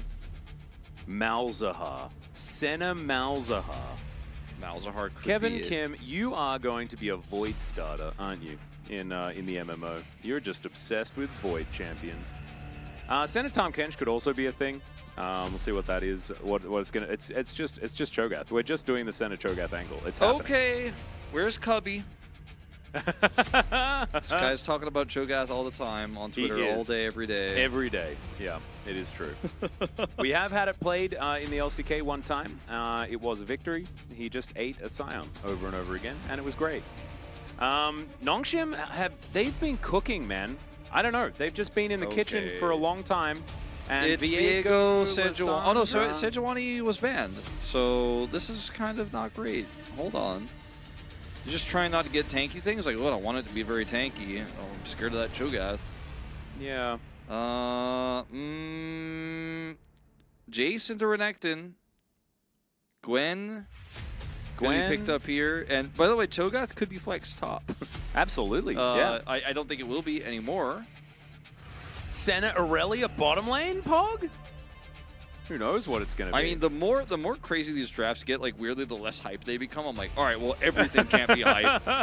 Does this comp actually work? Does this make sense? All right, so... That's the anti-Gragas angle, I guess? Or the anti-Gwen angle, and we're going Renekton mid? But, like, Gragas is good into Renekton, so I don't know. I think Renekton goes top, actually, on second look. Yeah, Aurelia mid. Wait, hold on. Aurelia bottom with Senna. No. I mean, it could be. Into Heimerdinger sounds terrible, though. But, I mean, Cho'Gath wants to be bot with the Senna. I think it's Aurelia mid, and they're going to need a lot of help from Sounda to actually get anything done. That's a lot of physical damage. Yeah, HH is going to be playing the Senna, so Cho'Gath here going to be played by Ju, which is not surprising considering that his champion pool is so massive. Here's one more for the list. In team fights, does this actually work? The answer is probably not very well, not very cleanly, but you have a lot of follow-up damage here from the Senna. Ju's execute with his Devour. What's it called? Feast, yeah. I don't want to call it Devour for some reason. Because you just love Tahm Kench. Yeah. His Feast is going to be how you kill people in the end. Like, you can kill the Gragas, can finish off Forest here, but Forest outranges everything so incredibly well. Very squishy setup here, but if the Heimerdinger turret's set up first on objectives, feels hard to use this as Nongshim. I don't know. This is so wild. We've never seen really anything like this. Yeah, it's hard to predict. I like it because I don't really know how it's going to go. I think T1 have, like, absurd amounts of magic damage. Nongshim have, like, none, apart from Cho'Gath, if he gets ahead. Depends how Cho'Gath is going to be building as well. I'm hoping that it's the Rod of Ages variant, because we do need some form of magic damage. And also just get your upgraded ultimates faster. So, yeah. As fast as you can. And as long as it's not Heartsteel. If it's Heartsteel, I quit. Good luck. I have a feeling it probably will be, Atlas. I'm very worried. Well, let's just rock out for a bit and hope to not see one.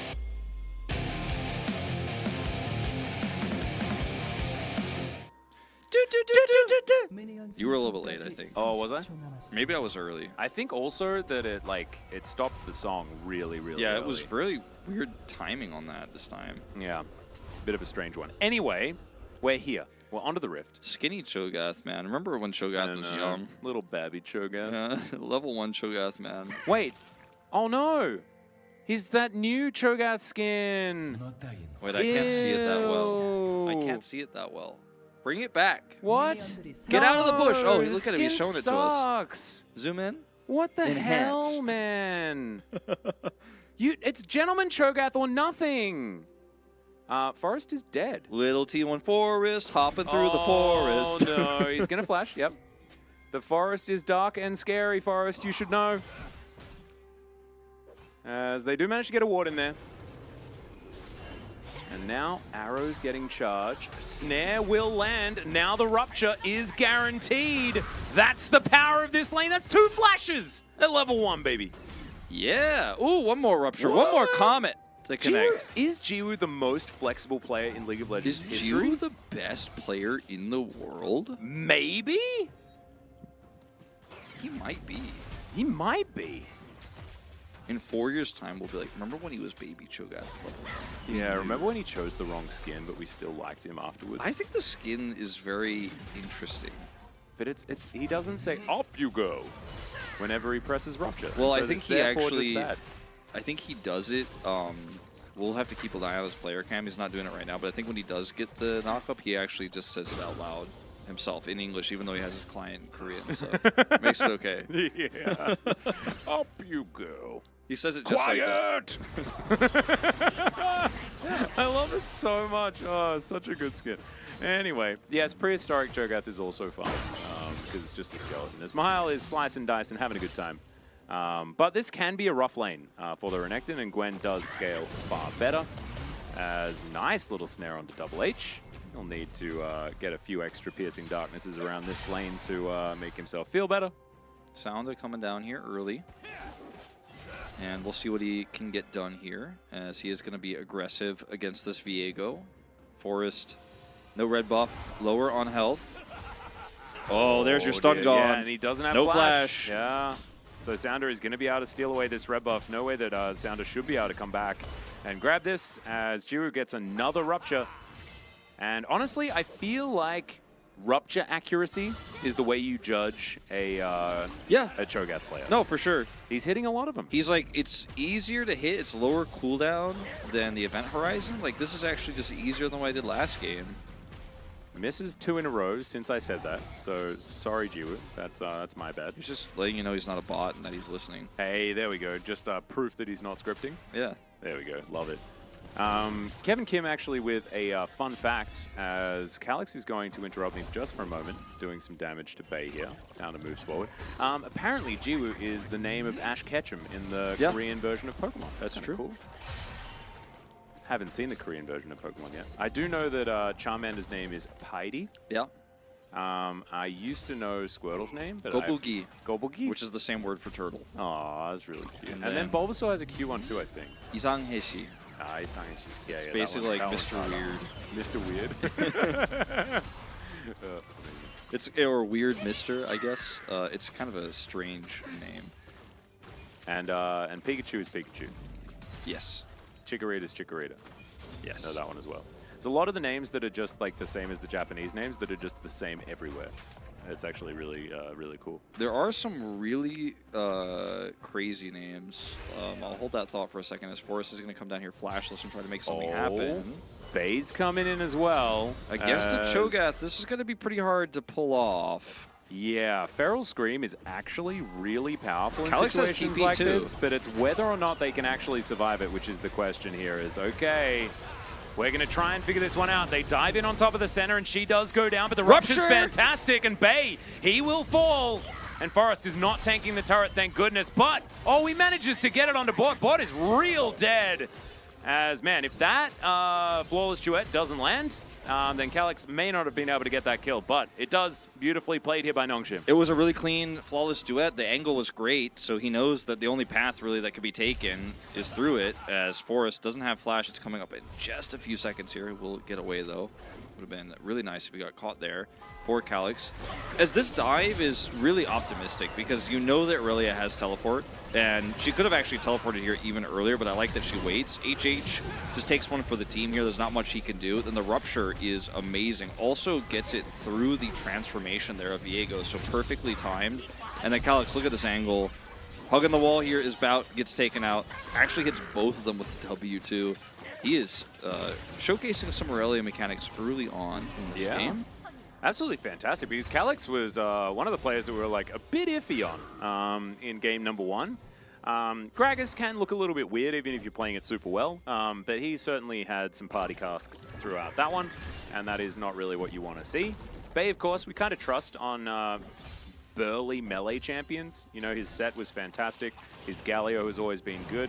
So this really does suit him and his playstyle, I think, is another Rupture lands. Like, man, Jiwoo, what?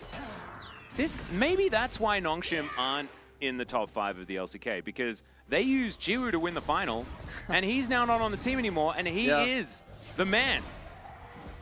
He is looking really good. Sorry, Vital. I love Vital as well. I just hope that... Okay, Sounda.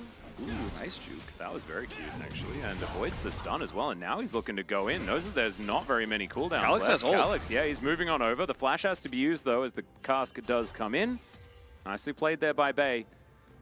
Ooh, that was really intense there. I thought maybe Calyx gets in there and it's a double and this game just ends because Calyx has 3 kills, but not quite able to get there fast enough. So flash down on Wukong will not be available when he does hit his level 6, so huge spike lost here. But yeah, you picked the Heimerdinger and the Varus thinking you're safe. And it's like, oh yeah, no Karma, not that interesting what's going on, but this Cho'Gath now at level 6. With an X-Tech Alternator for some extra damage. Look at that. X-Tech Alternator, procs plus Comet. So much damage. Qmax Cho'Gath is something that I haven't seen for a while, just because you really like maxing Vorpal spikes, right? Like, just in top lane, right? In a melee matchup, you actually get to use it. It clears out wave really nicely. But this Rupture, man, it's like better poke than a Varus. Yeah, this is actually wild. Cho'Gath got buffed, by the way, on this patch, for those who don't know. So he was already pretty strong, and man, the Comet just on cooldown. And Hextech Alternator, when you get it this early, just adds so much extra punch to these hits. It's really cool. Very much enjoying what Nongshim have been putting out here towards this bottom side of the map. Dying level 1 was bad in game number 1, but he didn't even die in level 1 this time around. Nope. They were getting flashes instead. Nicely played. Of course, T1 only down by 1 kill. They're down by like 200 gold, something like that. Not too much to worry about. Double H is going to move in towards this mid lane, piercing darkness for some poke. As Forest is in position here. Sounder is going to start off the Rift Herald as Mihail. He doesn't know. He is going to press the dominance in time, though. There's the flash forward. Needlework comes in, and Dow will be able to lock down that kill. Sounder walking over a ward here in 1 versus 2. I don't think he's going to be able to stop anything. I don't think you want to commit here at all. We'll just try to get this cannon minion and the minions that are with it. As that's a kill top side here. T1 fighting back in a big way. This Gwen is going to be amazing into the Cho'Gath in team fights later. She can, of course, get big Q damage stacked up with the ultimate, and she's going for Riftmaker, as is the way of Gwen's. So this is not like all about whether the Cho'Gath gets super ahead or not. Like, he's doing very well in the lane, but T1 have other win conditions everywhere else. This Varus did go for the Comet variant because he wants to be able to stave that pressure off in lane. That's not going to feel great, but I think the Gwen is really your big win condition here in 5v5s. The Varus can kind of chip away at health bars before that fight actually happens. Makes things easier for the Gwen. And again, we'll see what build Jiu goes for, because he's going to be tanky kind of by default, because that's how Cho'Gath works. But how tanky is he? How much armor can he afford to build in this itemization? That's what we're going to find out. Yeah, and unfortunately it's Heartsteel Center again. It's the grass variety. We're feeling pretty sad about that. This alternator could turn into a few things. I'm expecting probably a Night Harvester, to a lot of people's chagrin, but it is a possibility that he could like dash cannon Cho'Gath. Kind of love dash cannon Cho'Gath. That feels fun. Dash into the silence. Hell yeah. As Bay is going to body slam his way out of there. T1 grab themselves the first Drake. Next one going to be a Mountain. I'd expect to see a fight around that one, as Sounder collected the Rift Herald in response. So everything extremely even. The kill's even. The Drake doesn't mean too much right now, but will certainly be good for T1 moving further forward.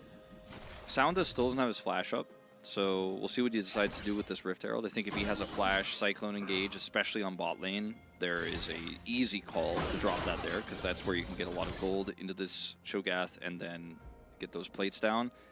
If they overextend, as right now they are, then maybe you can get a Cyclone off without the flash, but there's vision here in the jungle, so they see Sounda coming.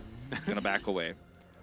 These Ruptures just one-shot the turrets as well, yeah. which is a little bit of a shame. Speaking of shames, Calyx is in a bunch of trouble. Slowed down to High Heaven, does have the flash, but isn't going to even have a chance to use it. As Forrest is going to come over and collect himself another kill. 2-0-1 here for this Viego. He is the heart and soul of T1 right now, actually playing really, really well. Yep, and I mean, it's Forrest who had a big problem early on in the game, but has really turned things around after losing his flash, has come over here and made really 3 high-impact plays.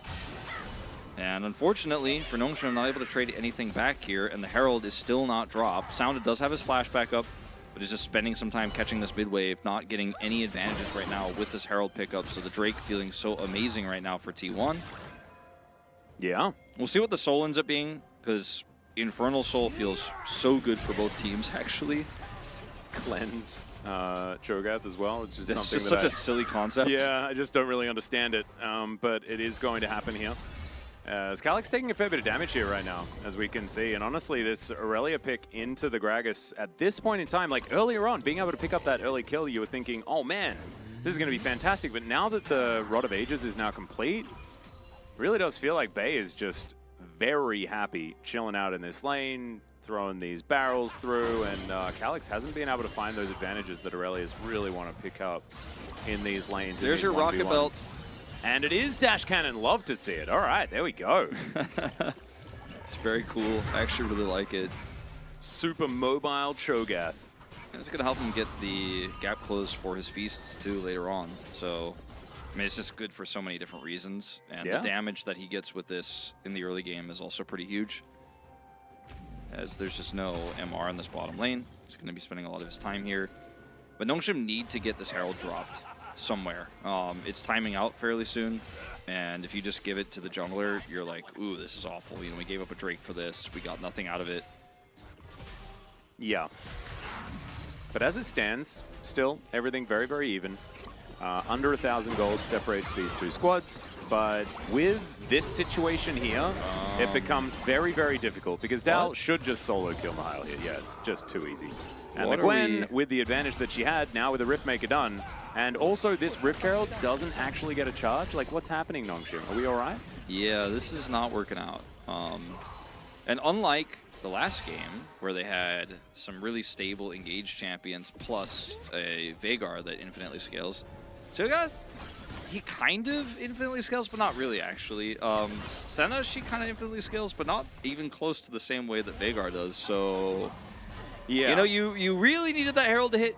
You really needed your Renekton not to die a second time versus the Riftmaker. You really need to not lose all these plates topside. You know, you needed to get some more advantages down here. You needed a lot of things to go right, and at this point in time, it's not unwinnable for Nongshim, but your win conditions are so narrow, and you really need to win kind of fights that you have no right to take, actually, in this mid game, or things are disastrous.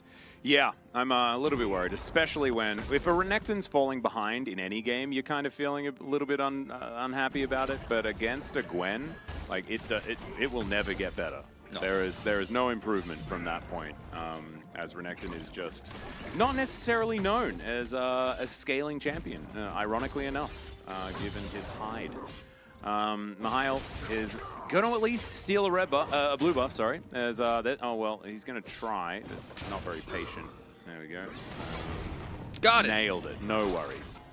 Absolutely fine. Now going to eat some honey fruit, head back towards that top side, and hopefully not die. Forrest on a ward. Sounda is moving forward. Can they actually get the engage is the question. The answer is no, not quite speedy enough. Good body slam is going to deliver the Aurelia in. Dawning Shadow does connect onto Forest as the Vanguard's edge is through. Great body slam onto Sounder there. Bay with the disengage. I mean, they're getting nothing out of this. The body slam was perfect. No way for Sounder to set up the follow-up Cyclone there, and now they've lost their entire top turret, and there is just no way. I don't think Nongshim could take this Drake here. Dahl is coming down. Depends how powerful this Cho'Gath can be. As Jiwoo not going to be able to find the Rupture there, as Sounder gets himself out, and Bay is just running this map right now, guys. He is huge. Sounder has Flash Cyclone, but he's so far away from the fight. I think they're just giving this up. And there's no cross map. There's nothing here. Yeah, no real option. And I think that unless something goes drastically wrong for T1, this is how the game is going to keep going. Yeah. I don't see where it gets much better. Of course, Jiwoo does have a slight lead, but I'm looking towards that top side. 1,600 gold in advantage for the Gwen. And where does Mihail find his way to be relevant? Yeah, that is the question. I mean, with a really nice team fight setup where you have Cyclone on top of Rupture, on top of the Silence, and he just comes in and presses Q and the Gore Drinkers and lives forever, yeah, you can win that fight. You absolutely can. You can beat the front line, front to back this, but you need the engage to be great. And they're not giving themselves any opportunities. Showing up late to that last Drake fight means no fight there. Not showing up to this one at all, even though Sounda is in the vicinity, means no opportunities. Teleport means no turret here. They're just coming up empty everywhere they look. Yeah, it's real difficult. Bay also very happy to deal with Calyx here. Teleports back down towards that bottom side, actually catches a bunch of those minions. Somebody says something, I think that's so true if you're a Nongshim fan. If this was LCK, GG. Since this Challenger's Elder Flip. And you know what? Hey, there we go. That's the positivity I'm looking for. That's the Hopian. That is the Hopian. And to be perfectly honest, like, we should have known. You cannot call a game over ever in Challenger. We've been burnt by this before. So that is true. It is certainly a game that is well and truly within T1's grasp right now. And barring a colossal mess-up situation, they should cruise to a win. However, should's a word we always, you know, we say it in challenges, but we're like, ooh, should I have said that? Should I have said should? Yeah, it's a difficult one. As Nongshim move down towards the bottom side, they're mainly clearing vision, and Bay very, very comfortable underneath his turret. Jiwoo also looking like he's chilling. He's very large. Comets! Yeah, lots of them. All over the place. It's a meteor shower here in this second game. Okay, this is the kind of play that literally Sounda won game one. Sorry for POG voters who didn't vote for him, but like he literally won game one by turning the game around. The game state this time is much worse even. But if he can get off some crazy picks, get some gold here, infused into the Nongshim roster, maybe they can win it again. Oh, hiding on the Wukong. Oh dear, they just walk right into him. Jiwoo is going to come on over. Does the Rupture land is the question. Yes, it does. Bay does go golden as the Dawning Shadow flies through. Bay survives for a very long time, but he's not able to keep himself up. And this is the type of fight that Nongshim can win, the kind that is all over the place, the kind that is chaotic. And they're fighting over absolutely nothing. So there's no Baron to be picked up as Dal doing a lot of damage once again to the Renekton as Forest is going to make his way once again back into this fight. And there goes Sounder. Where's the damage? Do about this, and yeah, I know, this is the problem. There's no damage in this comp. There's no range damage whatsoever. It's just wombo combo oriented. Heartsteel is not going to help this problem at all. It's not finished, by the way, so this is just going to be a turret and probably a charge here on the center. And oh, look at the Gwen damage. Snip is just tearing them apart, and that is the other charge. Does come in, and Nongshim well and truly on the ropes. Yeah, this is... like, they're on the ropes, they're staggered, like, teeth are missing. It's like the cartoony punch-out animation as, yeah, you almost catch Forrest, he flashes over, then you turn onto Gragas, and you're able to get Bay, but he buys a ton of time. And look at all the range damage here. Look at how in a longer fight, T1 just have so much. And this is really similar to last game in that, once again, if you can't kill the range damage or the Gwen, which is very difficult to do in this game, you don't win because you don't have a traditional AD carry. You have burst in game one with the Veigar. In game two, you have CC and burst to finish off targets with your Feast. As we saw, he almost was able to get Bay with, but not enough. Yeah. And Dal, as soon as he gets to the fight, you kind of have a feeling that Nongshim aren't going to be winning because he is just so extraordinarily strong. Has his demonic embrace now completed. The purple build. Yep, he is just looking absolutely fantastic. Should just be, we'll see what he's going to go next. A lot of early Rabadons have been picked up for Gwens these days, but I'd like a Void Staff just with the amount of magic damage that T1 has on in their composition with both Gwen and Gragas and Heimerdinger. I like it. I don't think you really need the Nashor's Tooth in this game because you have such a safe and free side lane and win condition with that. You don't need that extra attack speed. So he's got a lot of options. As Dahl, will he be punished? Well, he is going to get knocked up. Can he be killed is kind of the question, and he does eventually. Well, no, he doesn't! Never mind, it's impossible, he can't kill him. This is not going to happen. It's over. Why are we talling on killing a Gwen? Well, because he is a big problem. The problem is that now it's worse. As G wants to try and avoid Bay and come over here and eat Dal, as I think he can rock if he can. No! Gwen was immune! Gwen was indeed immune, although he didn't and also even out of try range. To hit her. Yeah. That's going to be sole point here for T1. And it's kind of disappointing because last game there was so much back and forth, but Nongshim kind of dropped the ball and never found it again. Look at this. He has his Q fully stacked. He has so much health here. And he also just has the healing coming through from his Mythic. So unlucky. He tried to focus a Gwen. I thought we learned this on Gwen's release, like especially with that... why am I forgetting the item name? It's been a long day, but not really, actually. It's been the shortest Monday ever. The Riftmaker? The Riftmaker, yes. With the Riftmaker, you can't kill this champion. Yeah. You can kill Mihail. It's actually, it's not too difficult. Needlework is going to be utilized. He has no more mobility abilities left, but does have a team, so never mind. He is going to survive, at least for the moment. Needlework on cooldown might mean something. We'll see. All these flashes down outside of Senna. Yeah, she's got a heart steal. Plus yeah, 25. now she can flash into the middle of a fight to like get all them stacks, you know. Look at the total damage dealt on T1, and look at the 0 damage dealt by Nongshim in this game. Yeah. I'd say probably about like 3,500, 4,000 of that Geo damage is in lane. Well, they're going to try it again. If at first you don't succeed, try to kill Gwen yet again. This time she doesn't have help. Nice. And you're going to give the kill over to the Wukong, which is fine. Neither of these champions really going to get that much money from this, but stopping the Gwen in the side is more important than the money you get from the shutdown. The plus 800 is nice, but you also get a turret, and it's bounty gold going across the team here. Yep. So this is a nice pick. As Sounder respawns, we saw that the Aurelia was getting engaged on, and is going to continue to get engaged on. Does have a W though, so avoids a bunch of the damage from the grenade. Will be all right, as T1 looked for a gank, couldn't find it. We watched Sounder leave the fountain, and then we went back to have a look at what was happening to Alex afterwards. This is a game that feels so hopeless for Nongshim, but they have made a few good decisions. The first time they dove Gwen was not one of them, but the second time, knowing they had more vision set up there that she was alone, was definitely a better one. There's a lot of bounty gold to pick up here on the map. If they can get this mid and/or top turret, it's going to shore up some of that deficit pretty nicely. As trying to control this choke point here, but again, not a lot of damage, and Gwen loves fighting in choke points. We have seen this so much.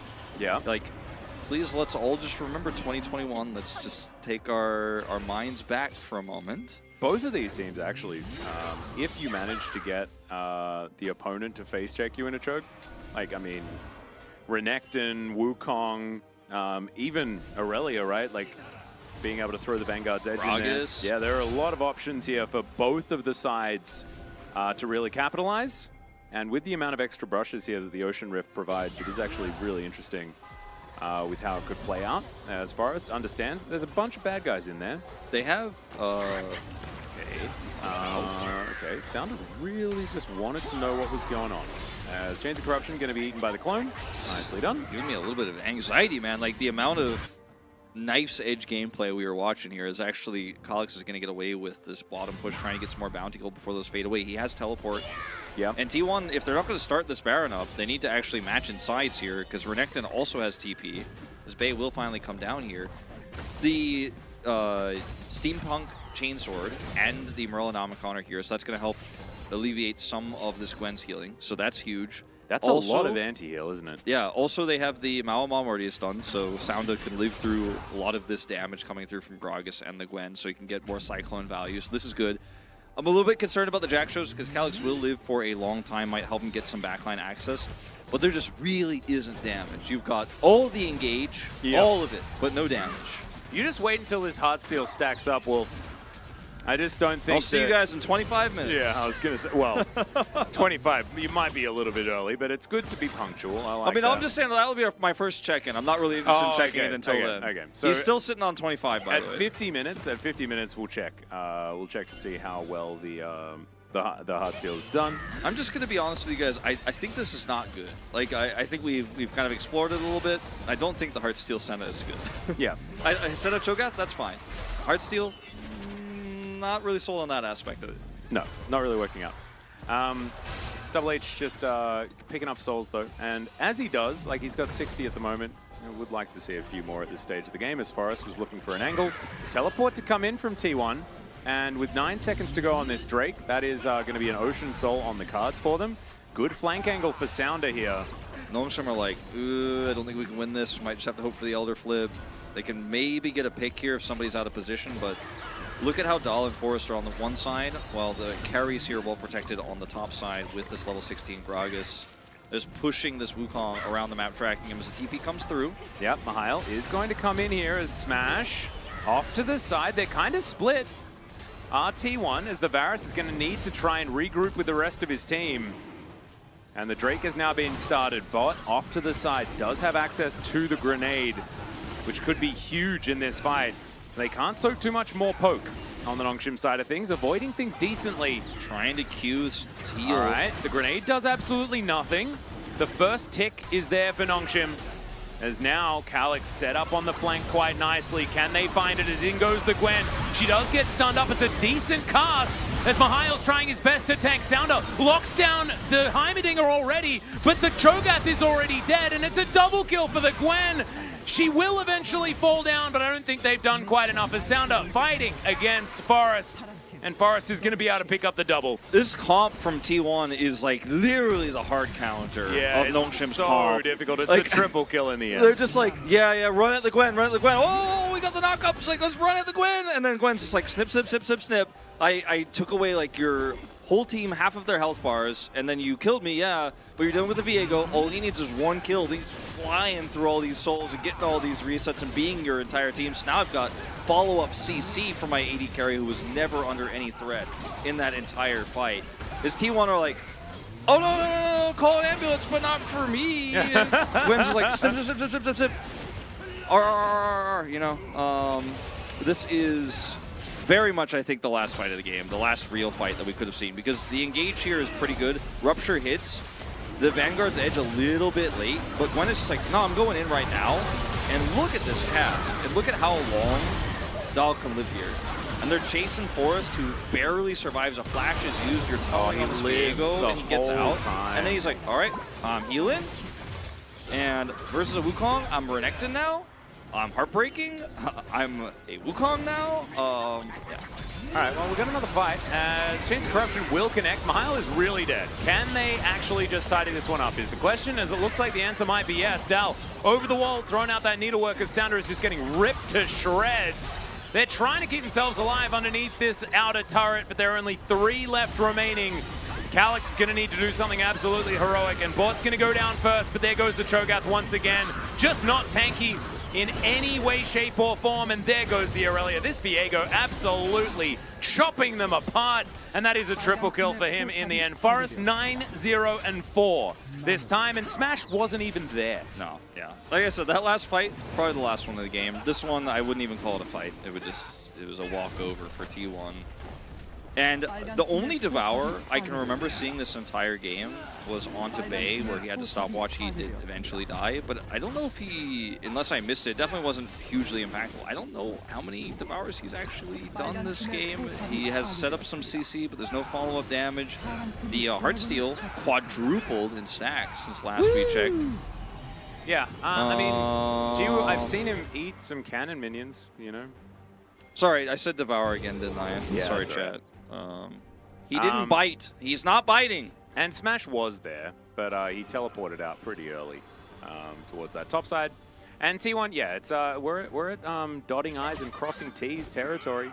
With this GA completed for Forest as well, like, man, he has been baiting and outsmarting Nongshim this entire time. He's been a full siren this game. Yeah. I'm kind of like, do I vote for Gwen or do I vote for Viego, man? I'm a Forest voter. Yeah, I think what he's done has been more skillful. But in a way, Dahl has been player of the game because they're just calling on a Gwen who's like, Q, snip, snip, stick. GGG. Let's just agree on something right Sure. now, which is we're not going to show LS this game. Okay, I'm down for that. I'm not going to show Cubby either. Yeah, I think Pinky it's a good promise. idea. Yeah, I think that's definitely a good idea. Sounder is just going to get ripped apart. We're trying by to kill the Gwen again. This is 1v5, as Dow's going to get 2 kills before he goes down. T1 are going to say, all right, cool, nice work on that one. We're going to win. And they will. So Gwen for Nexus is going to be the trade. We will set up a Twitch poll just to work out whether we think that that one's worth it. As Chains of Corruption will connect somehow onto Double H there in the backside of this fight. As, oh my god, the Renekton died as an afterthought.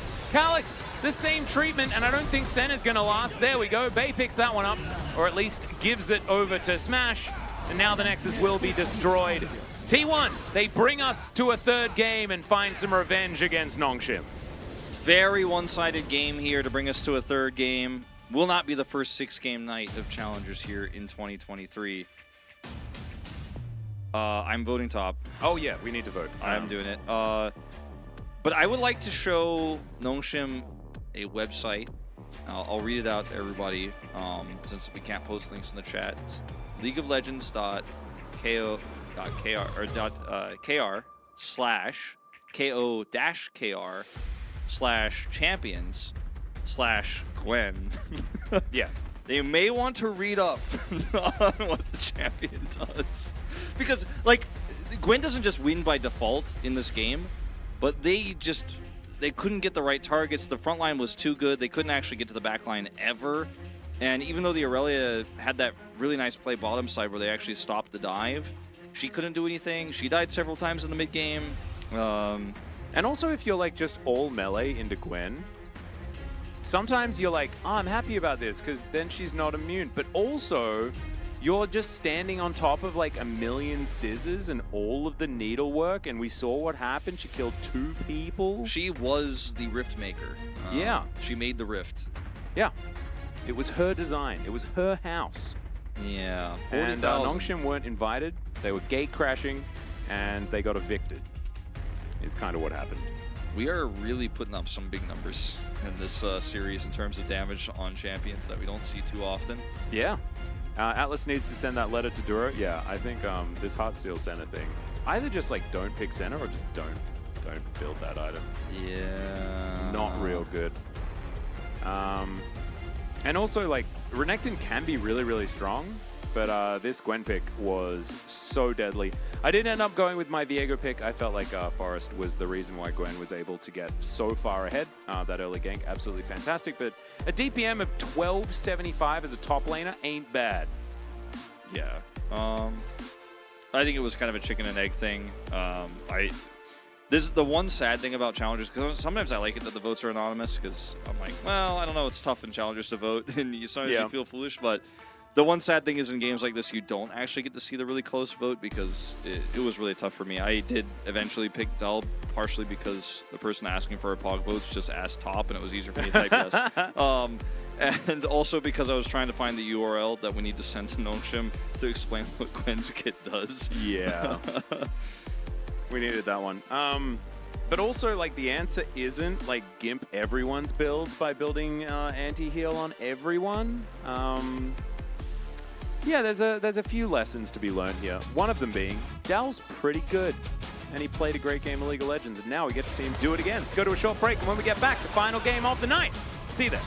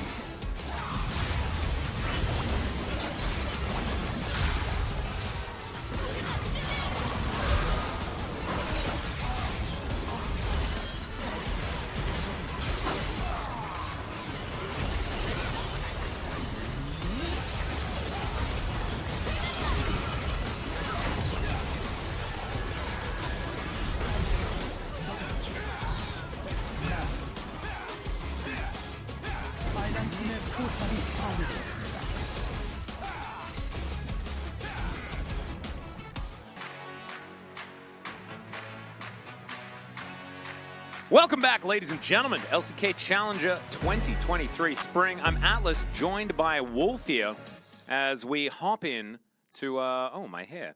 My hair got a little bit messed up. That's okay.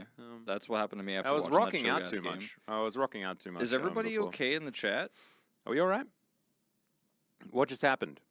Is everybody all right? Not muting system sounds on a broad. Ah. It wasn't me.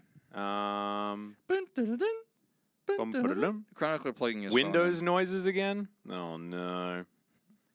Not the Windows noises. Okay, well, Windows noises aside, we are ready to get into our third?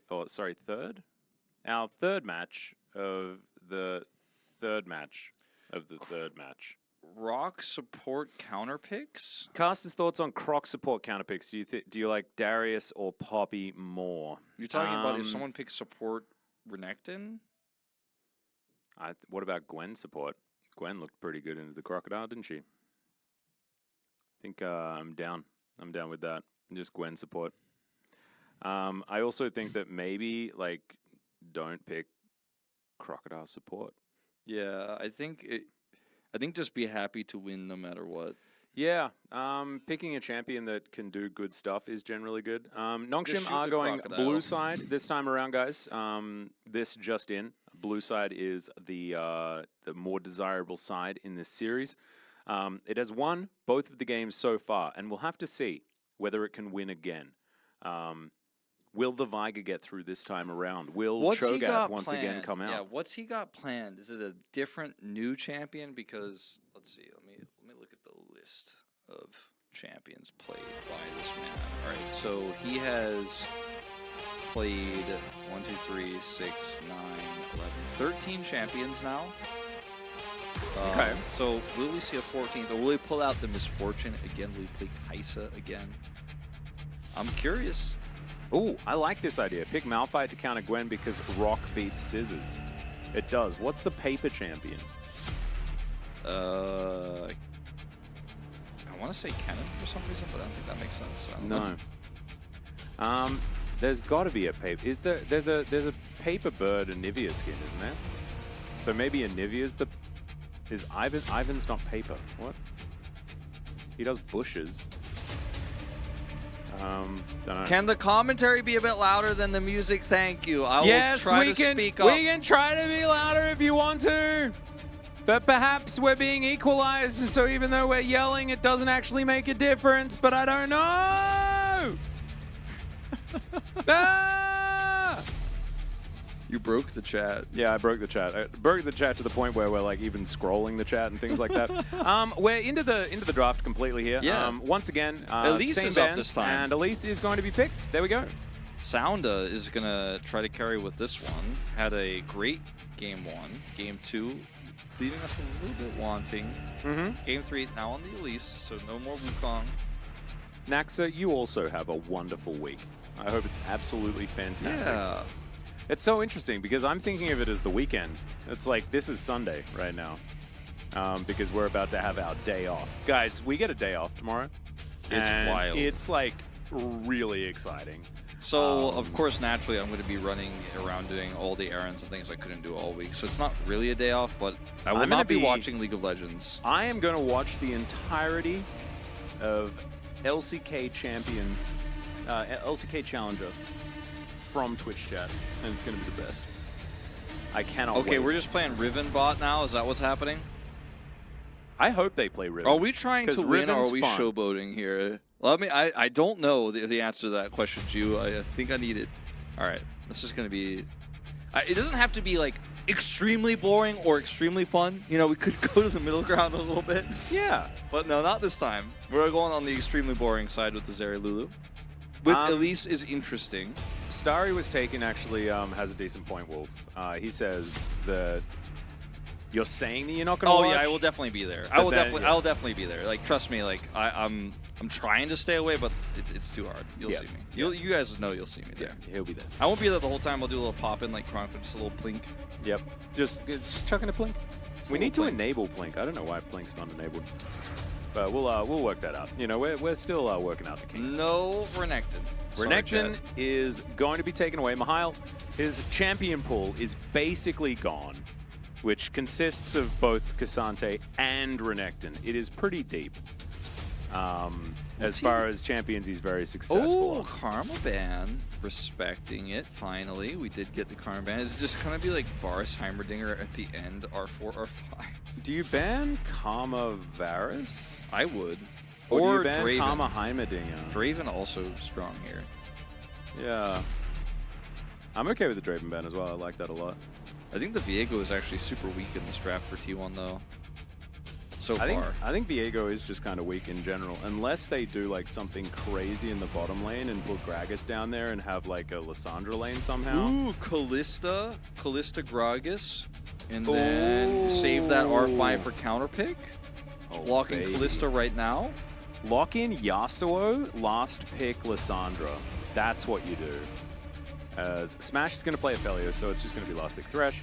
No, because Mihail actually is the sickest top Thresh player. He's going to lock it away right now. He's taking it. No. Calyx is going to be a sick mid Lulu player, baby. You know, like Gragas goes for the body slam. You just turn him into a critter and eat him. Amazing. And now you play Zeri Thresh, the god tier lane that we all know is really good. Well, this might force the Jace top. That's cool. The Gnar tech coming through. Usually you ban the Gnar. Okay. Now you have to play Gnar versus Gragas no matter what. I'm so excited about this. If this is like Gnar mid lane somehow, you've like outflexed the flexes. That's super sick. They're just going to go wherever the Gragas goes with the Gnar, I think, and put the Ornn wherever the Jace is. So now you could just put the Ornn top, and we'll see if both of them can play it, Calyx and Mihail, but you would expect so. But I think that they will push the Gnar mid, right? I don't think the Gnar is like playable mid. Or the Ornn is the better mid choice. Yeah, but now you have a vulnerable Gnar on the top side of the map. I don't like this. Sure, I think I agree with you, but I thought they'd be willing to play the Gnar mid and they had a plan or prepared this to do this, because now you could have just picked anything else. Yeah, no, you can't have picked yourself. But Mihail doesn't have a champion pool, Wolf. This is the problem. So his Gnar was the last port of call in a storm, you know? Yeah, but then just put Calyx on something else. Don't pick Ornn. I don't know about this. But Ornn's fun, you know, and it's engaged and stuff, you know? Like, basically what they want to do, I've got an idea, right? Nongshim, they want as much chaos as possible, so they want to throw animals around as much as they can. Gnar is 2 possible animals in Mega Gnar and Mini Gnar, can throw houses as well. Wait, chaos. Are Yordles animals now? Well, you know, Mega Gnar is a bit more animalistic, right? You know, and he's very primitive. So okay, all right, yeah. I'll let it. Elise is lady, technically an animal, and a spider, which is an animal. You know, so like 2 different species plus there Ram. As well. Ornn is whatever Ornn is. Also Ram. Goats. Yeah. Right. Lulu can turn the enemy team into more animals. What about Zeri though? And then Zeri is Zeri. Okay. All right. Pikachu. So I'm going to go ahead and predict T1 to win this one. I'm going to do it right now. I think this draft is way better. Are you going to risk your channel points on it? I would if I. You know what? Can I do it? No, we don't have predictions. Yeah, don't bait me like that. I was actually about to try to rush and do it really fast. Not this time. Oh dear. Well, yeah, I want to believe in Nongshim because I think the comp's fun. But I think you're right. I think they just lose. And I especially think they get destroyed in the top lane. I don't think there's any chance. Be brave, man. Play that Gnar mid. Make Calyx carry the burden of this draft. Yeah, okay? You say that, but be bold is the tagline for bro. Yeah. And they've already lost today, Wolf. I don't think Mihail should be carrying the weight of one of the toughest matchups here. I don't think you should give that responsibility to this player who has come up empty both games, even in the win. I'm worried for Nongshim because they had such a cool start to this series. Yep. We'll have to see whether Jiwoo can remember how to play a real marksman as well, which is kind of interesting. Looking forward to that one. That burst by accuracy, we'll see whether it is going to land. Jiwoo does have a lot of skill. They play around him every single time. If he can carry, Zeri is a good champion to do it on. So there is there is something there. I'm adding a lot of hopium and copium to this one, Wolf, because I want it to seem like it's close, but I think that it is like a pretty massive flub of a draft. Let's hop onto the Rift here for game number 3.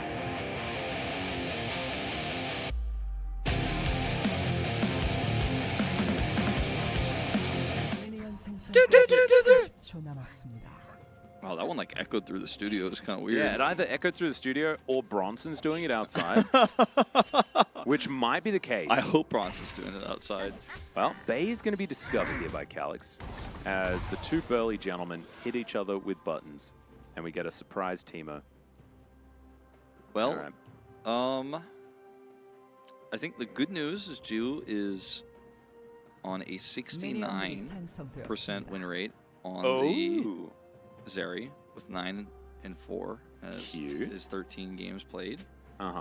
Twitch chat will tell you what you need to know about that stat, and he's very experienced on this pick. There it is, popping up, 9 and 4. So he's been looking pretty all right. Has yet to lose. Yeah, it was his secret comfort pick all along. We didn't even know. Yeah, and we should have known. Maybe nice. We just thought of him as the Cassante guy this whole time, playback, but with not much more. You're not really going to win out on that one. Is Smash continuing to be frustrating as, yep, they do manage to take that one down. Can be very annoying because Zeri deletes wards so quickly at level 1. But they are at least able to trade it back. Yeah. For some health worth. Folios with the cull. Start. And now, I assume T1 watched the T1 game where Carrier and Guma were able to win with this matchup into the Zeri Lulu. I think it requires the Thresh to be really good. So we'll see how good Bot is going to be on this champion. Also, Fleet Footwork Zeri is interesting. That is a choice you could make. It does give you a bit of extra sustain, I guess. Yeah, making you a little bit speedier around the engages, I guess. The hook and stuff like that. Yeah. Maybe Jiwoo was just like, I want to be like Mihail.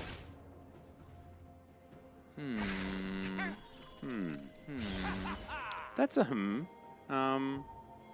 it's a bit of an I don't know.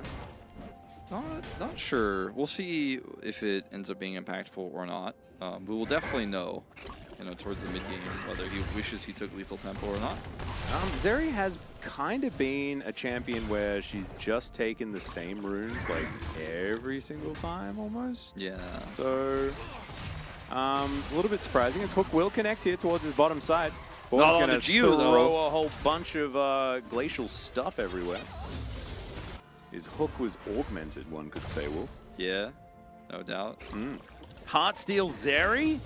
Oh, I love that. Oh, please. Well, Calix is going to ward the brush and build some things. Look at that. He's got a smithy set up in the reeds over there. It's pretty cool. Emmanuel J's 98 says, who has the better hero lineup here, Peter? Oh, yeah. I would say I'm leaning towards T1. But the laning phase here for Calix has been great. Here comes Forest. Yep, Mihail might be in trouble here, guys. The flash does come forward from Mihail as he's trying to heal this one. Does have the hyper ready to proc, but the stab's going to come through, and he couldn't turn to try and auto, because otherwise he would have just been autoed to death. So that is a dead Gnar, no flash. Dal still has his flash. Teleport's going to be up, but is the Gnar just dead upon arrival? Is the question. I don't think so, but it is really huge, the amount of money he picked up here, grabbing 2 long swords now, and the tier to come through. So a lot of extra damage here on this Gnar that's just picked up a cloth. So is it going to be feeling better about the situation, at least with some armor, but definitely feeling worse in terms of this matchup, and he's going to get pushed in again. And without flash, there is an opportunity for another game follow-up here, but there's not a lot of mid-control right now. Bay is falling significantly behind in this lane. Is going to TP back now.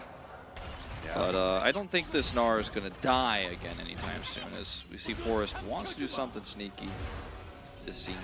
Yeah, spotted on the ward, and Jiwoo is going to take his opportunity to head home. Wave's going to be equalizing. Sound up towards this top side to take down a Gromp. Will be able to do so somewhat unscathed. Double H wanting to hold this wave for Jiwoo so that he doesn't miss anything. And so far, so good for the bottom lane of Nongshim. Milka Mistress says Final Fantasy 15. Oh, yeah, Final Fantasy 15. Oh, yeah.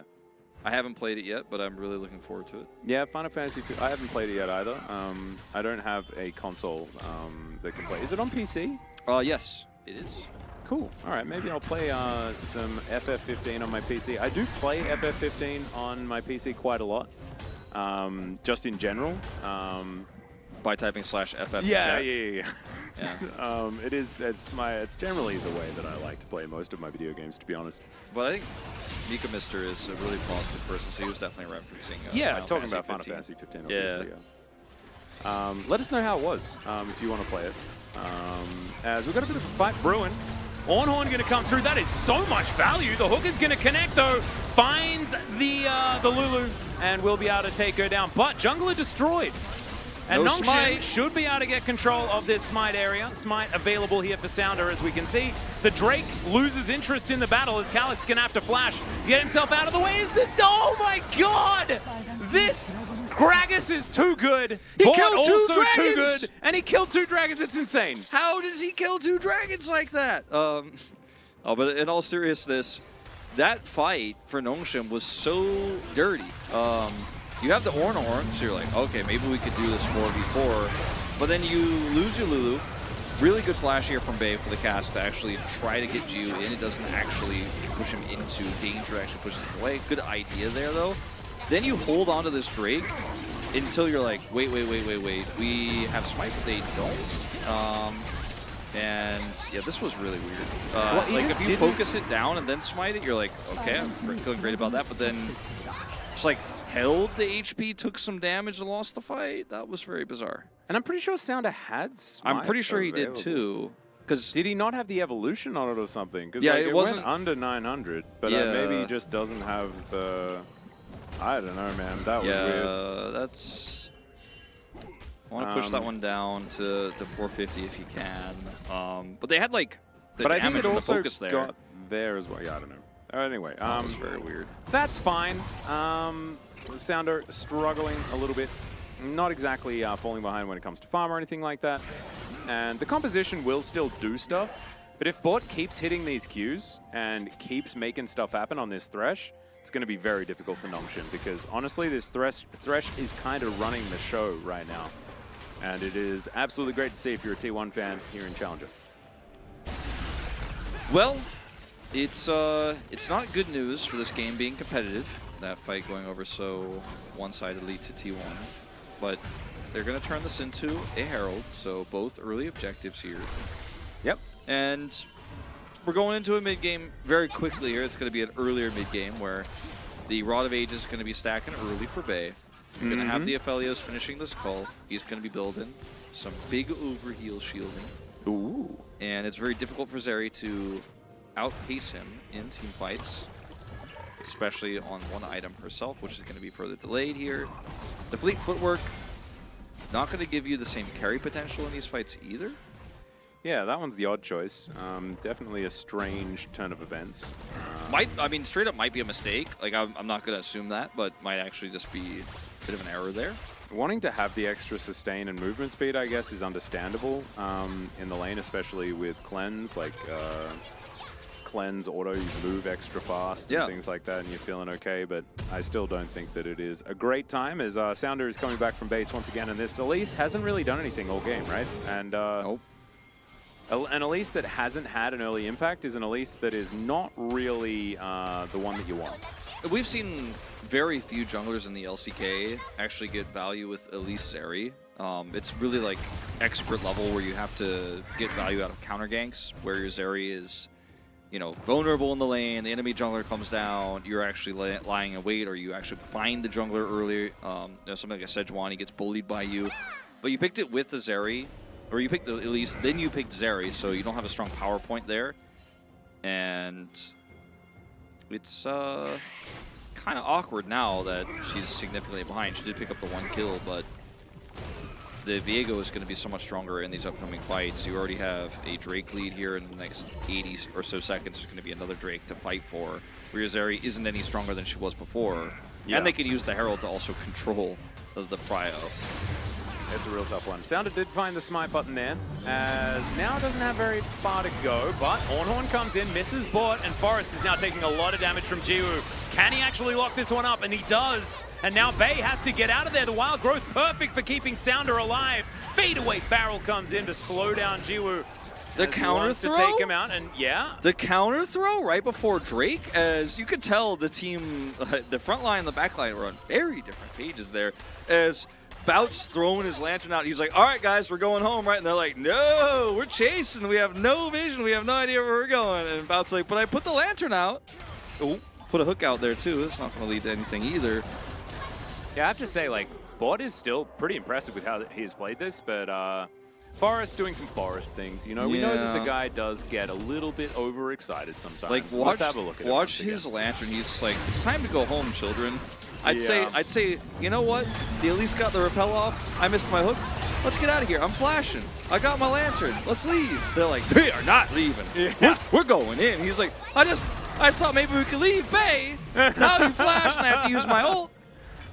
Just listen to me when I put my lantern out. You take it. Yeah, exactly. The lantern is law. The lantern is law, children. I would have taken the lantern, but don't you worry. I was with you 100%. I like the orc that's Australian. They didn't, you know, turn this into a Drake take, and actually T1 still just reset, drop the Herald, get plate gold, and take it anyways. Oh. So I guess it doesn't matter that much, as the only thing that they're getting cross map here is a little bit of money for Calyx in mid. Oh god. Nongshim need to get these Mountain Drakes, otherwise they'll never be able to do damage to T1. This is really bad. Yeah. It's also like pretty good for Nongshim if they could stack all of them, but I just don't feel like it's that kind of game. Don't think that's happening. They've got to be fighting for the next one. As the ulti comes through from Jiwoo, does he actually ride the wall? The answer is no, because Forest and Bay are in the area. Jiwoo's still pressing forward on this one, though, as the cask is going to push him away. Calyx moving down. I wish I was as confident as Jiwoo was right there to push forward in anything in my life. I wish I had that sort of confidence in any aspect of my life. There's gonna be a what is it, motivational speaker that will actually just show that replay of that moment right there. Do you want to be like this man? Do you want to be afraid of absolutely nothing? He doesn't afraid of anything as he just walks towards 4 people that he knows is there. Yeah. He's like, I'm going to use the value of my ultimate. That was actually great. All right. Well, doesn't have to cleanse or flash, so nope. good. Yep. Didn't have to. No plate gold for Bay in mid. Very close game in terms of gold, but I'm worried about what the Zeri is going to do versus the Eclipse spike that's already been hit, the Sunderer spike that's already been hit from Viego. I think if Jiwoo can't do anything after Bloodthirster, then it's going to be real bad. We've got 30 seconds before these plates do come down. That might be where we see a few of these turrets falling and things like that. But yeah, I think that Zeri, like these days, like the 2-item spike feels a lot better. Yeah. Of course, quick blades are also really, really strong. But I think that the 2-item spike is now where you're like feeling the Zeri moment needs to happen, or maybe they just get outscaled. And then Smash can find these amazing Moonlight Vigils. We can see the snipes of these shot blasts making it so hard to contest for these objectives. And Calyx, a lot will be on him finding these big rams, and Mihail might need to exist on the map at some point. He hasn't yet. Yeah, we just kind of, he exists on the UI. He's on the mini-map as an icon. Yeah, no, he's there. He's an orange circle moving around. As the Rod is pretty late here for Bay, by the way, so very late spike for that one, but we'll, of course, have the money coming through for his Seraphs at a normal timing. He just bought the Rod, he completed it late, as he's looking for a cask angle. Yeah, Cocoon is going to go wide. Or actually, no, connected onto Bay, but Bay is going to body slam it along with him, so the follow-up's not really going to land. Calyx not going to get hooked. I like that. He had the audacity to just walk slowly and understand that the hook wasn't going to hit. Scary times here for Jiwoo, this close to a cask Gragas, man. The confidence on this man. Oh, yeah. Well, I mean, he is Jiwoo. We know he is not afraid of anything, as that value of the Shock Blast was absurd, as Calyx will be able to throw back the ram. Smash is going to avoid it. They put down the box for a reason. I can't tell you what it is, but they did put it down. Bay's just saving his cast for next game. He's just not planning on using it right now. He doesn't have any parties planned, okay? I mean, I think that's why they're putting the box down. The vintage isn't good enough right now. He just let them walk out of the choke point. He has flash cast. He just let them walk back through the choke point. The Baron was just the Herald was just gifted to them. As Bout's like, wait, hold on. You cast that. I got my box set up. We've got a really nice team fight here. We already hit the shock blast. They're already low. And Bay he's like, nah, I'm saving that. I'm saving the ult for game 4. Yeah? He thinks it's a best of 5, Atlas. Well, it might well be. We'll just have to see. I don't have any confirmation. Perhaps now that we've had a relatively quick day, we might be just treated to more League of Legends, which I'm kind of down for, as long as we have more interesting picks like we did in the first couple of games. T1, they are up about 1.5k. That means basically nothing. Calyx, level 11 right now. So looking towards putting his first mythic together, and then he can build new ones for everyone. Cool ornaments to come through. Yeah. Create some theoretical gold advantages that won't be necessarily represented at the top of your screen. Monetary value certainly very, very strong for these items.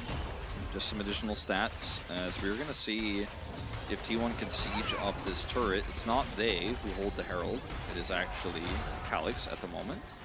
And so they can only get a little bit of damage done here, but this is going to be the first of those Mountain Drakes towards Seoul. It'll be Seoul Point. This is a fight that Nongshim do not want to avoid. They want to take it, but they don't have the spikes just yet. This is not a composition that wins fights right now.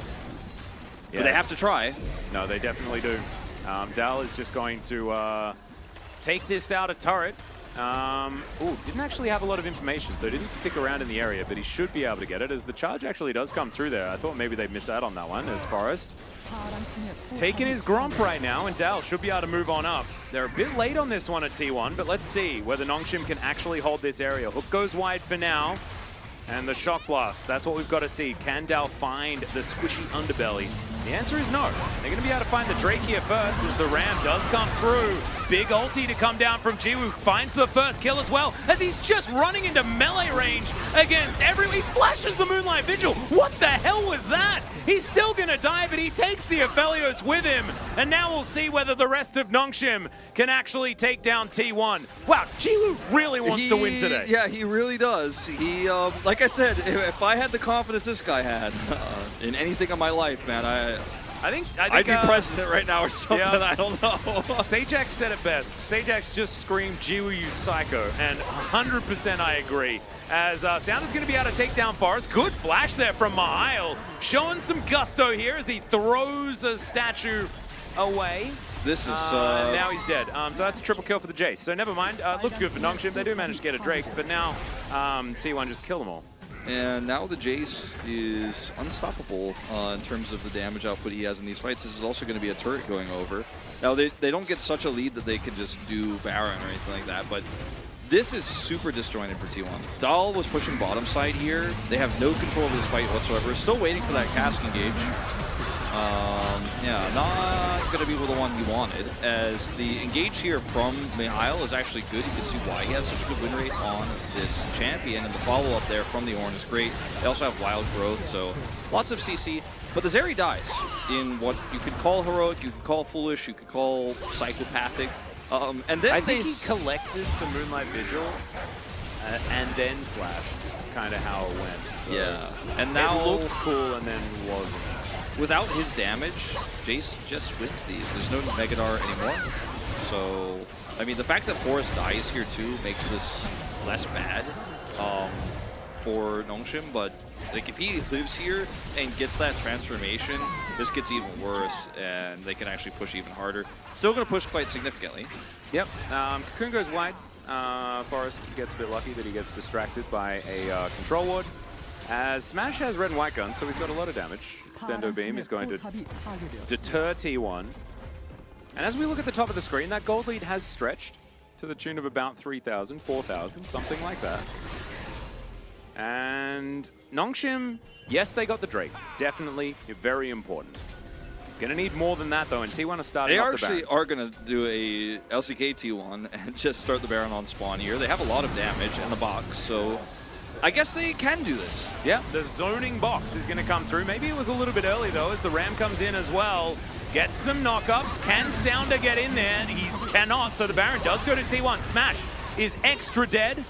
And Bay is going to be able to escape because Jiwoo does not actually see him walking through that brush. So they will trade Smash for a Baron. He'll take that. Who took the Lantern? I'm like trying to assess flashes here. Because I'm like, did Bay take the Lantern when he had Flash so Smash couldn't take it? Smash is going to be so mad if so. Oh, let's have a look at this. They actually have the box set up here, then the engage comes through, the bout goes over the wall. No, Bay did not take it. It's actually Dahl takes it, which is significant. And we get the slow motion pickup of it. It's like, Dahl, really? Yeah. Well, I guess one of them had to die, right? Yeah, so. And Dahl has the shutdown gold, so yeah. actually it's best that he takes it, so it was actually correct. Absolutely. Because you only get one Lantern, right? And bout flashes for your Lantern setup, and only one person gets to survive. Right every year. Yeah, you actually do. It's a pretty common event. The rewards aren't great, but it's fine. But Mahal in trouble. In all seriousness, this is still massive for T1. They get a Baron here, only sacrificing their AD carry, so a lot of push here. They don't allow the shutdown onto the Jace. And it was a really nice setup there where they had just enough damage to do it. Forrest knows exactly what's going on here. Is Sound who's trapping who? I'm not entirely sure. Double H almost loses his whole health bar though, so I'm saying it worked out quite well for T1. Where is this Ornn? He needs to be there for the fights. It's Double H, you need to go home. He is going to press that back button as statues are flying around here of the Gen.G variety. This top side here does have teleport, but the wards he could teleport to are so far away. If he teleports to the turret, then T1 just disengage. He loses his side lane power, as with the Baron buff here, he wants to at least be able to keep one of these lanes off his back, but comes down here very slowly now, and T1 are still grouped up on this bottom turret. They've got great siege. Every time Dahl presses W, this turret takes a ton of damage, as you can see here. Yep. They very comfortably take that one, as once again, the Ram's going to come through. This time it's the Jace that's going to take the brunt of it as Wild Growth comes in. Moonlight Vigil is good, but the Jace is going to be the first one to go down. Decent little poke damage as Extendo Beam softens up Bay just a little, but they'll have to walk away happy with one pickoff. He was at like 8 seconds on his flash, and he just decides, all right, well, I can't Lantern here. I'm just going to go in because I'm dying no matter what. Does as much damage as he can, but now Nongshim with no Jace here looking for a fight. Narbar almost set. Oh, almost! Yeah, Mahal's probably just dead. Does hit Mega Nut just in time. Oh man, that was so close. And Jiwoo is going to be able to kill Forrest, so that should mean another Drake Mahal heroically surviving. That was almost game losing. Bout wants so badly to actually go for it here. He's not going to, but yeah, that was almost game losing, but he survives. He gets the Gnar. That was so incredibly close. Nongshim very confident in this fight once again. And now the Baron is done. Minus 400 is the total as they lost these big team fights, especially with the shutdown that's picked up, by the way, by Jiwoo. As Smash takes the Lantern this time. He was left out to dry last time. This time it's Dahl. So 1 for 1. It's fair. Fair's fair. Yeah.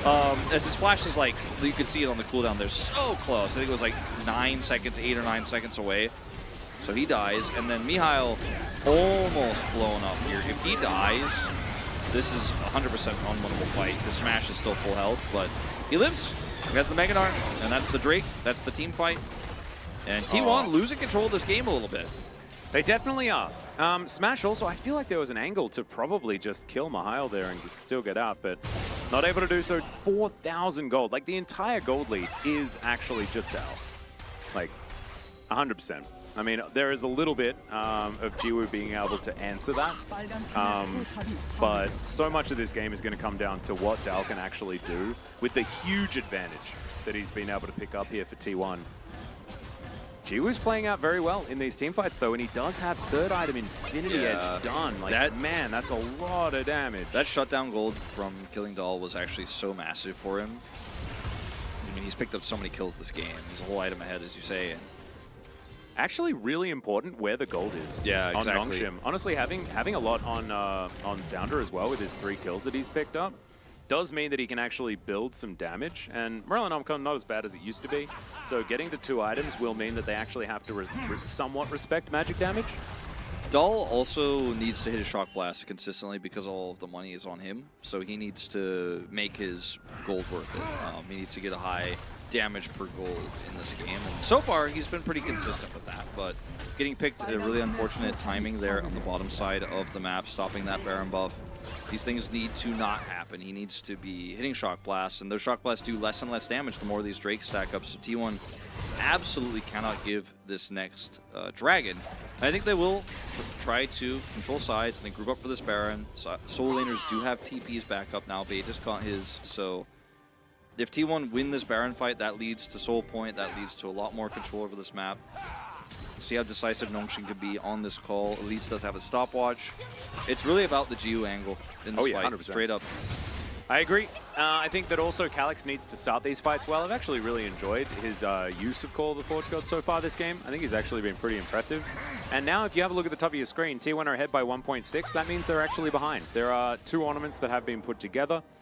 Each of them, the upgrade is worth like over 1,000 gold. So technically, as far as raw stats are concerned, not including what's left in wallets and things like this, Nongshim should be ahead. Mihail is not here, but he's now not showing. And there's a few good wards for him to teleport to. His Narbar now reset. This is actually really important. Without him here, it's really hard for Nongshim to start this Baron because they don't have turn without him. But they've pulled Dahl away now. And once they know Dahl is here, they could probably turn this, send him away. Yep, there's the hop to try and get Mihail out of there. And he does definitely need to. Thankfully, Dahl is going to give up the chase. They're actually backing off of Baron. So T1 get back control here. They're going to take away some of this vision in the pit. This is where things get really dicey for Nongshim. If they have to approach this Gragas Jace on the Baron, again, Dahl just kind of hiding, whether he's side laning, he's pushing, or he's teleported in. He's going to clear that vision there on the Gromp too. This is a probably game-winning or losing fight, you know, depending on which team you're rooting for. So you really have to play this slow. Yeah, I think it's really important for both teams, actually. They're starting it up. Play this one outright. And Nongshim, they are going to start it. Forest has moved in as Calyx is going to immune the stun. And now the rest of Nongshim moving on over. That's a double knock-up, really beautifully done. Forest just obliterated. Nothing that he can do. Bay has to body slam his way out, and now with no jungler, before the fight's even happened, Wolf, I think Nongshim have just got this. I think they have. There's no jungler, and there's no engage here. Oh man, I am voting for Calyx like in an instant. Oh, yeah. Maybe even right now. That was so clean. This guy's on is sick. That was so clean, and he blocks the stun with the Bellows Breath, and then sets up for the big ultimate. And T1 just can't do anything. There's nothing they could do. There's nothing Forrest can do. He doesn't have flash. It's coming up in just a few seconds. It feels like this is the story of T1, is all these players' flashes are just a few seconds away when they need them most. As maybe we'll see a pick on the Snar. He does have the Mega. Yeah. Body slam misses. And I think that he's kind of feeling all right. Now that's a pretty decent lineup for an ultimate, but he doesn't actually have it up and available just yet. Miles dead. Pop goes the good orange cast buff. from Bay. Yeah, nicely done. But that means that Soul Point is going to be picked up for Nongshim. I don't think this game is going to go T1's way. I don't want to say it's over, but it is so unlikely that they can break through 3 Mountain Drakes worth of extra Mountain Drake on is immortal. Yeah. That's got to be immortality. And it's Lethality Jace that is the only place where T1 has gold. Aphelios is still on 2 items for this fight. Polymorph onto Forest. He cannot take the Lantern. Such a great engage from the entirety here of Nongshim. And it's like something like a light switch flipped for Nongshim in this third game where they're like, well, it doesn't matter if we win this or not. Who cares? Just throw all the pressure away. And suddenly this team has been so clean on their calls, their engages, chain CC. Yeah, I agree. I've been so impressed with, especially the fact that Calyx was almost a liability in game number 1. I thought his Gragas was a bit iffy. I think his Aurelia had a decent start, but then really didn't do too much. But in this game, he's completely rallied. He's played on mid for the first time in a really long time, as far as I know, and has just looked fantastic on the pick. And they've had one of these really interesting flexes every single game so far, and it's really cool. It's a really creative way to play the game. They clearly have a good grasp on the meta. They have champions they can play. Even Mihail, who's 1-3-5 this game and is very far behind. Okay, hold up. Sounder. All right. It does take a Shock Blast, and if you hit a Shock Blast on the enemy jungler, that's definitely a good thing because Sounder does not have a lot of defense statistics. Ready for Bay here. You've got to be so careful, Nongshim, sieging up like this. Yeah. Forest moving on over. They are going to be able to take this inner turret very comfortably. And with no Calyx, this is a really rough ask as Hook barely misses onto Sounder. I'm getting so nervous for Nongshim, Wolf. Yeah, I mean, but at the same time, like, they are getting this push done here. That's going to be another ornament. You have so much damage in this composition for Nongshim in a straight-up 5v5 front-to-back fight. The only one who's getting hit by these shock blasts is HH, which is significant because he is the one with wild growth. He is kind of almost dead, as Dal is not going to be able to take down Calyx. Really nice Bellows Breath. But look at this overheal. I mean, he's like, yeah, I'll take a shock blast to the face. I don't care. I have this overheal. I have so much lifesteal that Gio is not taking damage. He's got all of those additional stacks from the Mountain Drakes of resistances. So Nongshim right now just use this control of the map to make sure they can get this final soul. And if they can get the soul 4 for 4 Mountain Drakes, the game is basically unlosable. I mean, I can't imagine. I think you just attack move into them and they just eventually die and they can't kill you ever. I think you're right. I didn't actually notice, but you're right, Wolf. Getting the Bloodthirster now completed as 4th item, not only does Jiwoo do like ridiculous amounts of damage, but like you say, like how are you ever supposed to get him below half health? You just can't really hurt him. And this is a big problem. And now they're trying to use this Jace as a split pushing win condition. Super hard. I think this definitely could have been done earlier. As Nongshim tunnel mid a little bit, so he's going to grab a turret, but no inhibitor damage, forcing some backs here. Well, he's going to get caught. Yep, knockup is going to come through, and Dal is going to get breathed on, smacked down. This is just like, look at this Ornn. He's taking 0 damage and delivers the kill to his Zeri. So, is there anything Calyx can't do? Nope. And turret for death. You know, I mean, it's a lot of gold going over here to Dal. It's a lot of damage done. It opens up another angle of potentially a split push win condition here for T1. But if you don't get the inhibitor, it doesn't feel great. And luckily for him, he will be respawned here before this Drake spawns. Unluckily, he doesn't have teleport. Yep. And I mean, this team fight is everything. And in the interim, while T1 are trying to group up to get some vision for this Drake, Nongshim are just pushing everywhere. And we have 1 upgrade still remaining. The Trinity Fusion not actually done yet. Poor Mihail. Last on the priority list. Double H gets his first. Kind of understandable, but still sad. And T1 are going to lose their mid inhibitor turret. Calyx here splitting on the top side. Just going to usher this wave in. And that's going to start taking damage while the inhibitor is taken down. T1 circling the drain here in game number 3. Jiwoo. I just want to shout him out once again. First time he's played an AD carry, looks pretty good. Like, he maybe really he could be a bot laner. Because he was a top laner in game 2, and in game number 1 he was a mid laner. Yeah, mid laner in game 1. I reckon bot lane might be his place. This is the game-winning fight for Nongshim. All they have to do is press smite on the Drake. Infinity below Force? 1200. No, I'm still calling it Trinity Fusion. Screwed Infinity Force. That sounds like a pose the Power Rangers would do. Yeah, actually both of them don't sound great. But look, this is it. T1, you have to win this fight. Where's the cast from Bay? Bay's cast has to be good. The follow-up has to be amazing, has to be instantaneous. These shock blasts need to hit a few more times. But look, they're already doing so little damage to this AD carry. T1, it feels like they've been checkmated. Yep, and Calyx's health bar is just absolutely massive. Sounder does take a lot of damage here, and Dal finding that one is very important. Gotta engage sometime. Yeah, and Calyx is just holding onto that on-horn button. And when he decides to press it, that's when danger will... Oh, he gets interrupted! Doesn't actually manage to land it, but still they manage to get the Mountain Soul. And even without Calyx's ultimate, it doesn't really matter. They get the flash out of Smash, and then Smash gets smashed. T1 just so nervous and uncoordinated in this fight. Yeah, you interrupted the Ornn knockup, but you still lose the fight. You lose the Drake, and that's game. Yep. Dal is going to try and fight Calyx here. Good luck. I don't think that's going to happen. Mihail now chasing after them. He's like, haha, better top wins. Haha, top gap. Haha. It wasn't that. It was the rest of his team being super fantastic. He also found some key ultimates there as well. The utility Na in full effect as Jiwoo is chasing down Bay. He's going to be able to grab that kill. He's just trying to buy time, but there's not enough time you can buy. Pad them stats, Mr. Jiwoo, as Polymorph will come forward. There goes Dal. He will eventually be taken out. That's going to be the ace. The Nexus turrets will also fall. The Nexus to follow, and Nongshim will take down T1 in game number 3. It's heartwarming, Wolf. It's heartwarming. It really purely was. because they're the ones that took the risky drafts, right? And it paid off in the end. It did pay off in the end. And the execution, the confidence with which they played this in game 3 was way better than what we saw from T1. Baze, Gragas, we talked about how it feels like it's a champ that should do well for him, but he really didn't have a great time on it. Wasn't finding the engages really ever. It felt like he was just waiting. And his casts were used after the Ornhorns were coming out. They were used to try to disengage. They were used to try to stop the follow-up. But this is a Zeri comp. You actually need to be the ones to go in and finish off those weakened and softened up targets from the Jace Shock Blast. Jace Shock Blast at this point are doing almost nothing. And you can't win the fight after they smite the Drake. It almost felt like T1 was like, all right, once they turn on the Drake, we'll go in. I'm like, no, you lost the Drake. You can never win that fight now. Never, ever. Oh, man. Dal was just kind of by himself. Last 2 games, actually. Yeah. Dal just playing very, very well. Of course, he was the one that got the attention on the top side of the map in both of those games, right? It was his kind of responsibility to play that one out. But you can see where the gold graph was trying to go.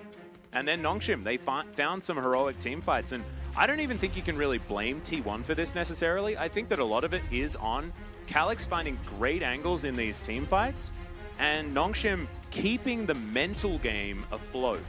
Because in games like this, especially with the high pressure of a game number 3 just in general, you can kind of collapse under the pressure. We saw a bit of this for T1 in some of those final team fights when things seemed completely doomed, which they kind of were. Nongshim didn't fall for that. Like, Jiwoo's always pressing forward, trying to eke out more damage. Calyx is always pressing his R button whenever he sees that opportunity to try and get the ram in there. And we saw in the last fight, like, he gets interrupted, but that doesn't really matter, right? It's the fact that they go for it, they have a plan, and they're all on the same page. And the fights that T1 won, weirdly, the ways in which Dal got ahead were actually throws from Nongshim, right? They were overextending, they were really happy gaming a little bit, going way too far in. But it was the confidence they had in those moments where they messed up and went too far that then showed again when they were behind. And they kept just forcing these fights and kept winning these fights, which is crazy because that overconfidence is why we're like, T1's done it, man. Dal's fed. There's no way, right? There's no comeback here. The Aphelios is going to do better than the Zeri in these mid-game fights. They have so many different ways to win these. But again and again and again, Calyx sets these up. I voted for him too. I know you put yours in earlier. I hope he gets BOG. I know the Zeri did a lot. I know the Zeri was really confident and cool to watch, but for me it was all about Calyx's turnarounds in this game. And like I was mentioning before we got into that fight, Gnar also having a really tough time in the laning phase, was basically invisible throughout the entire early game. But even on low resources, built the Randuins and did what he needed to do in 5v5s. He followed up or started that off for the Ornn every time when he needed to. And I think that Mihail is still a bit of a liability here for Nongshim, but they mitigate it kind of nicely. As Jiwoo is going to pick it up, I think Calyx deserves a bit of a nod, but I find it difficult to vote for Zeri's just in general. We're just some boom voters fantastic over here on the Korean side today, aren't we? I mean, a little bit, but I also think that like Jiwoo's positioning, and Jiwoo was the entirety of how they do damage. So if he doesn't perform well, then they lose. And so I guess the opposite must be true, right? If they win, it must have been him. For me, it was all about the engages, though. I really thought that without those great engages, Jiwoo can't play the game. He just keeps getting chunked away. Obviously, in the last fight, it didn't matter because he had all of that overheal, and he was not going to really take damage from the Jace. But in the mid-game, where they were behind, when Dal was taking 2/3 of his health bar when he hit him with the accelerated shock blast, that's when Calyx came up big and turned the game around. Just like for me in Game 1, like this is my voting thought process for the series. In Game 1, when we saw the Wukong turnaround there from Sounda. But yeah, I mean, team effort. The fact that we're even having these discussions in the first place means this team is confident, even when behind. This team is not afraid to do weird picks. This team is not afraid to fight behind and go for crazy engages, to get on top of that Aphelios, throw your life away for it. Clean stuff. Is this team better than the Nongshim roster in the LCK? No. But are they showcasing some of the depth of talent that this organization has? Yes. They absolutely are. And also, they're showing that Jiwoo might have been a big reason as to why they won the Challenger final last year, because he's so incredibly good.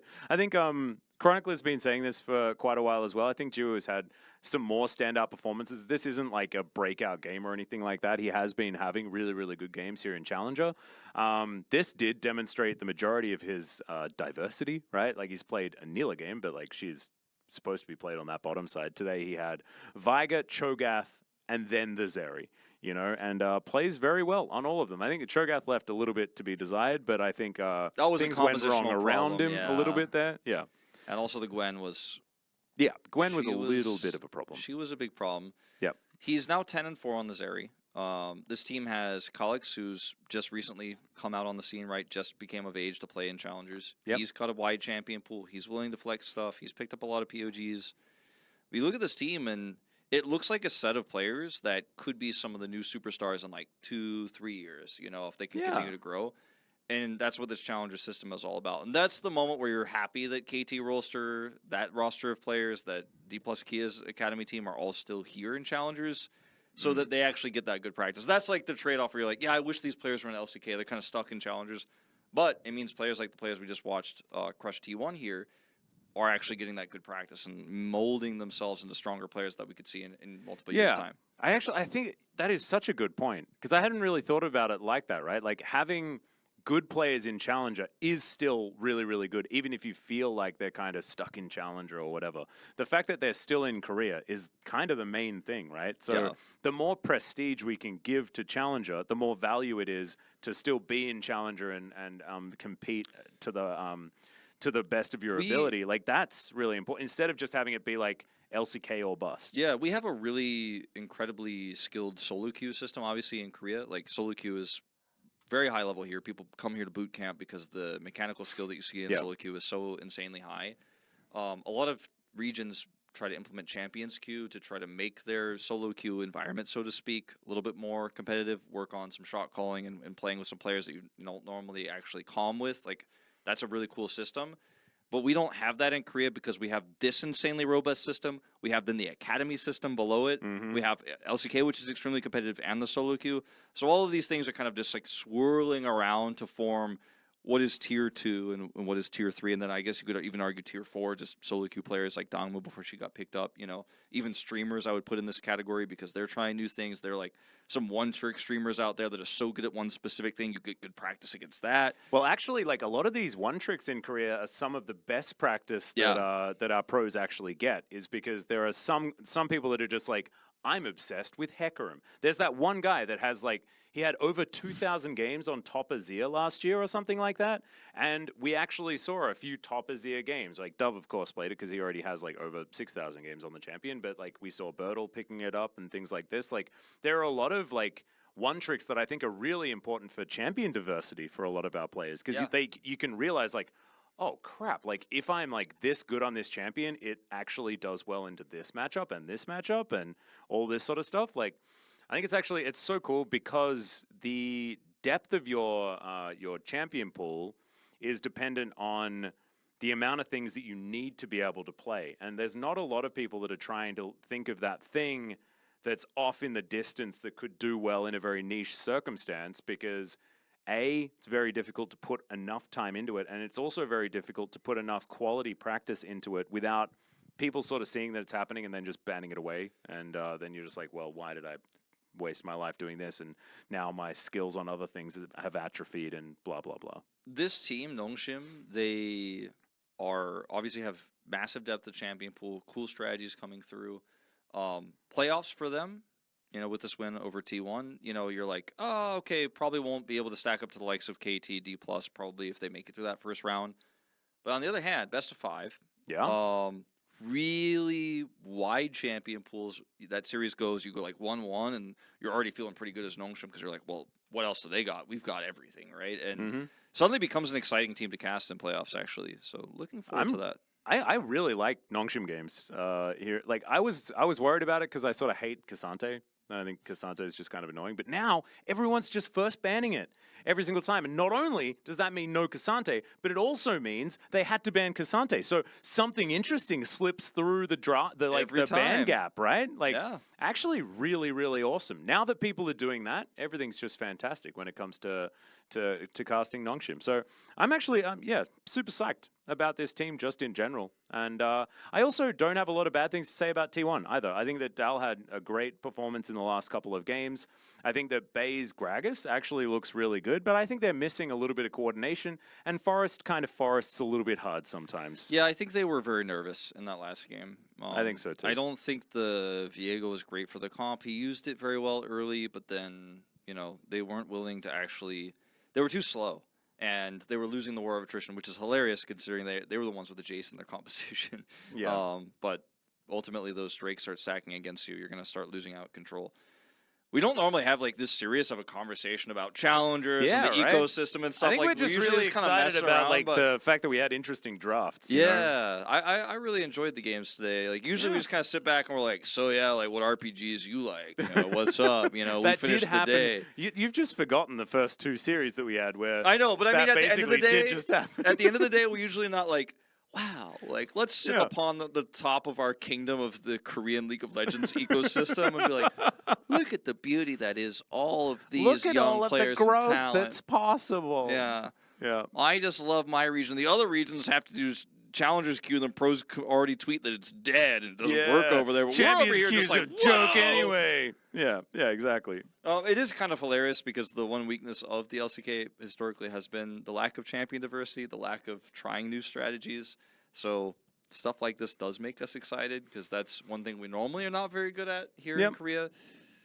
I think a lot of it's really cool though, because I think that something did happen that really did help move us in the right direction, and that was the 2018 newcomers, right? With first Griffin coming in, I believe Sandbox were alongside them at that time as well, and then of course Damwon coming in a little bit later. These like Lehens, for example, like champion pool isn't even really a question when it comes to that guy. Like Nogari was playing all sorts of crazy stuff. Like everyone remembers his Klepto games and things like that, which were really, really fun. Like a lot of players that were just happy to flex, like Viper playing Teemo on purpose. Like there were a lot of new names that came to Korea that I think it is still kind of stigmatized, right? Sure. And our drafts are pretty cookie cutter in a lot of, like, I'm not defending that. That has been happening this year. But I think that the capabilities of our players are definitely there. Just, I think a lot of people, especially in the regular season, don't want to show their cool strats. Yeah. Especially at the end of regular season, you're like absolutely not going to show. Although T1 just has something new every week, so you never know what's going to happen. I'm looking forward to their games again, starting on Wednesday, of course. But I really do think that some of these younger players, right, that you're talking about from 2018, are now veterans, right? And absolutely, they will eventually like age out and become coaches, have to go to military and stuff like that. And then we'll have like some of these players we're watching right now come and take their place. And there might be an awkward transition period where the LCK has a bunch of younger players who aren't veterans yet, and like maybe we don't do as well internationally in like 2024, 2025, something like that. We will eventually lose Faker. You know, this T1 roster is not forever, so there's going to be like a period where things get a little bit rocky, just like they did a few years ago for the LCK internationally. But these are the players, like the ones we're watching in this tournament. They're the ones that rise up, and you guys are here to watch these players when they're young and talented, and you'll see them come to the LCK, and people will be like, who are these guys? You'll be like, I know, because I watch Challengers. This is the hipster stream, 100%. Oh, absolutely. Because we're the ones that now know, and we can just be like, huh, and, you know, and spam things like aware and stuff like that. It'll be great. This was today's result. DK DRX both having very clean victories, and then Nongshim being able to come out ahead against T1, ending their winning streak. A little bit sad for T1 Challenger fans, but Nongshim, I think they did it in the most beautiful way. And even if you are a T1 Challenger fan, it's Challenger. You just kind of celebrate good performances here. That's how you do it. I don't think, especially like the one absolute mistake that you could make here in Challenger is betting anything ever on Challenger. Don't do that. If you do that, you're a moron. If you're upset, you're even more of a moron because you knew that this was going to happen, right? Yeah. So that's just my one. People can do whatever they want with their disposable income, but make sure it's disposable. And if you're upset if you lose, then just never do it again. Stop. Yeah, probably and then stop. You'll be fine. Yeah. So it's fine. Don't do things that are unhealthy for your mental or your economic stability. Precisely. So T1's still not locked in just yet. Obviously, there's 4 games left for Gen.G to play. There's 3 left for T1, so they could actually catch up and take that 8-win spot. And Gen.G doesn't even need to 2-0 every game. Yeah, they have to win every game. T1 has to lose every game, but T1's differential is so bad that yeah, Gen.G has they stand a chance here. Yeah, it is. I still think T1 are going to go through, but just because they're the stronger team, but it's still possible. 100%. Gen.G will need some incredible turnaround in performance to be able to get there. But this is going to be, I believe, tomorrow. Yeah, 2-match Tuesday tomorrow. So Gen.G one of those wins they need to get is against KT Rolster. All right, so this is where we get our playoffs confirmed, is tomorrow in match 2. Yeah, very likely, but we'll see. KT has had Gen.G's number in the LCK also, winning both times in the round robin, so... And KT has everyone's number here in Challenger, except for Hanwha. Is it Hanwha that's the team that randomly beats them? Yeah, it's kind of weird like that. Yeah, there's a few like rock, paper, scissors funny things that have been happening here in Challenger. Live Sandbox versus Kwangdong Freaks. I also think Live Sandbox is, even though they only have one additional win right now, their form, they're the way stronger team. So we might have a short day of LCK Challengers tomorrow. Could be back-to-back 2-0s. That's my pred. Also, not a lot to fight for in game number 1, so we might see insanity. That is true. That could make it a little bit, you know, it could be wild. Yeah, definitely some spicy stuff. We saw already that, you know, DRX up against Nongshim, everyone's just already wiped out, and you may as well just pick Rascal's Lee Sin in the top lane and just play that one out and see what happens. So I'd love to see some more experimental picks, and I will absolutely be there watching those matches alongside you, because I don't think that I've got enough League of Legends over the last 7 days. Has it been 7 days? Yeah. We do 7 days a week if you watch the day on the day off. Whoa. Well, it certainly has been a lot. However, the days have been, we had a rough middle of the week, didn't we, Wolf? It was we had some games that were not good. There was, like, on Saturday, I remember after that DRX series, I was like, oh, I'm just ready to be done. Yeah. But I think you turned it around, because after that there was certainly some clouds forming, but after that we had some real banger days. Oh yeah, we did. We had Sunday was great. Yeah.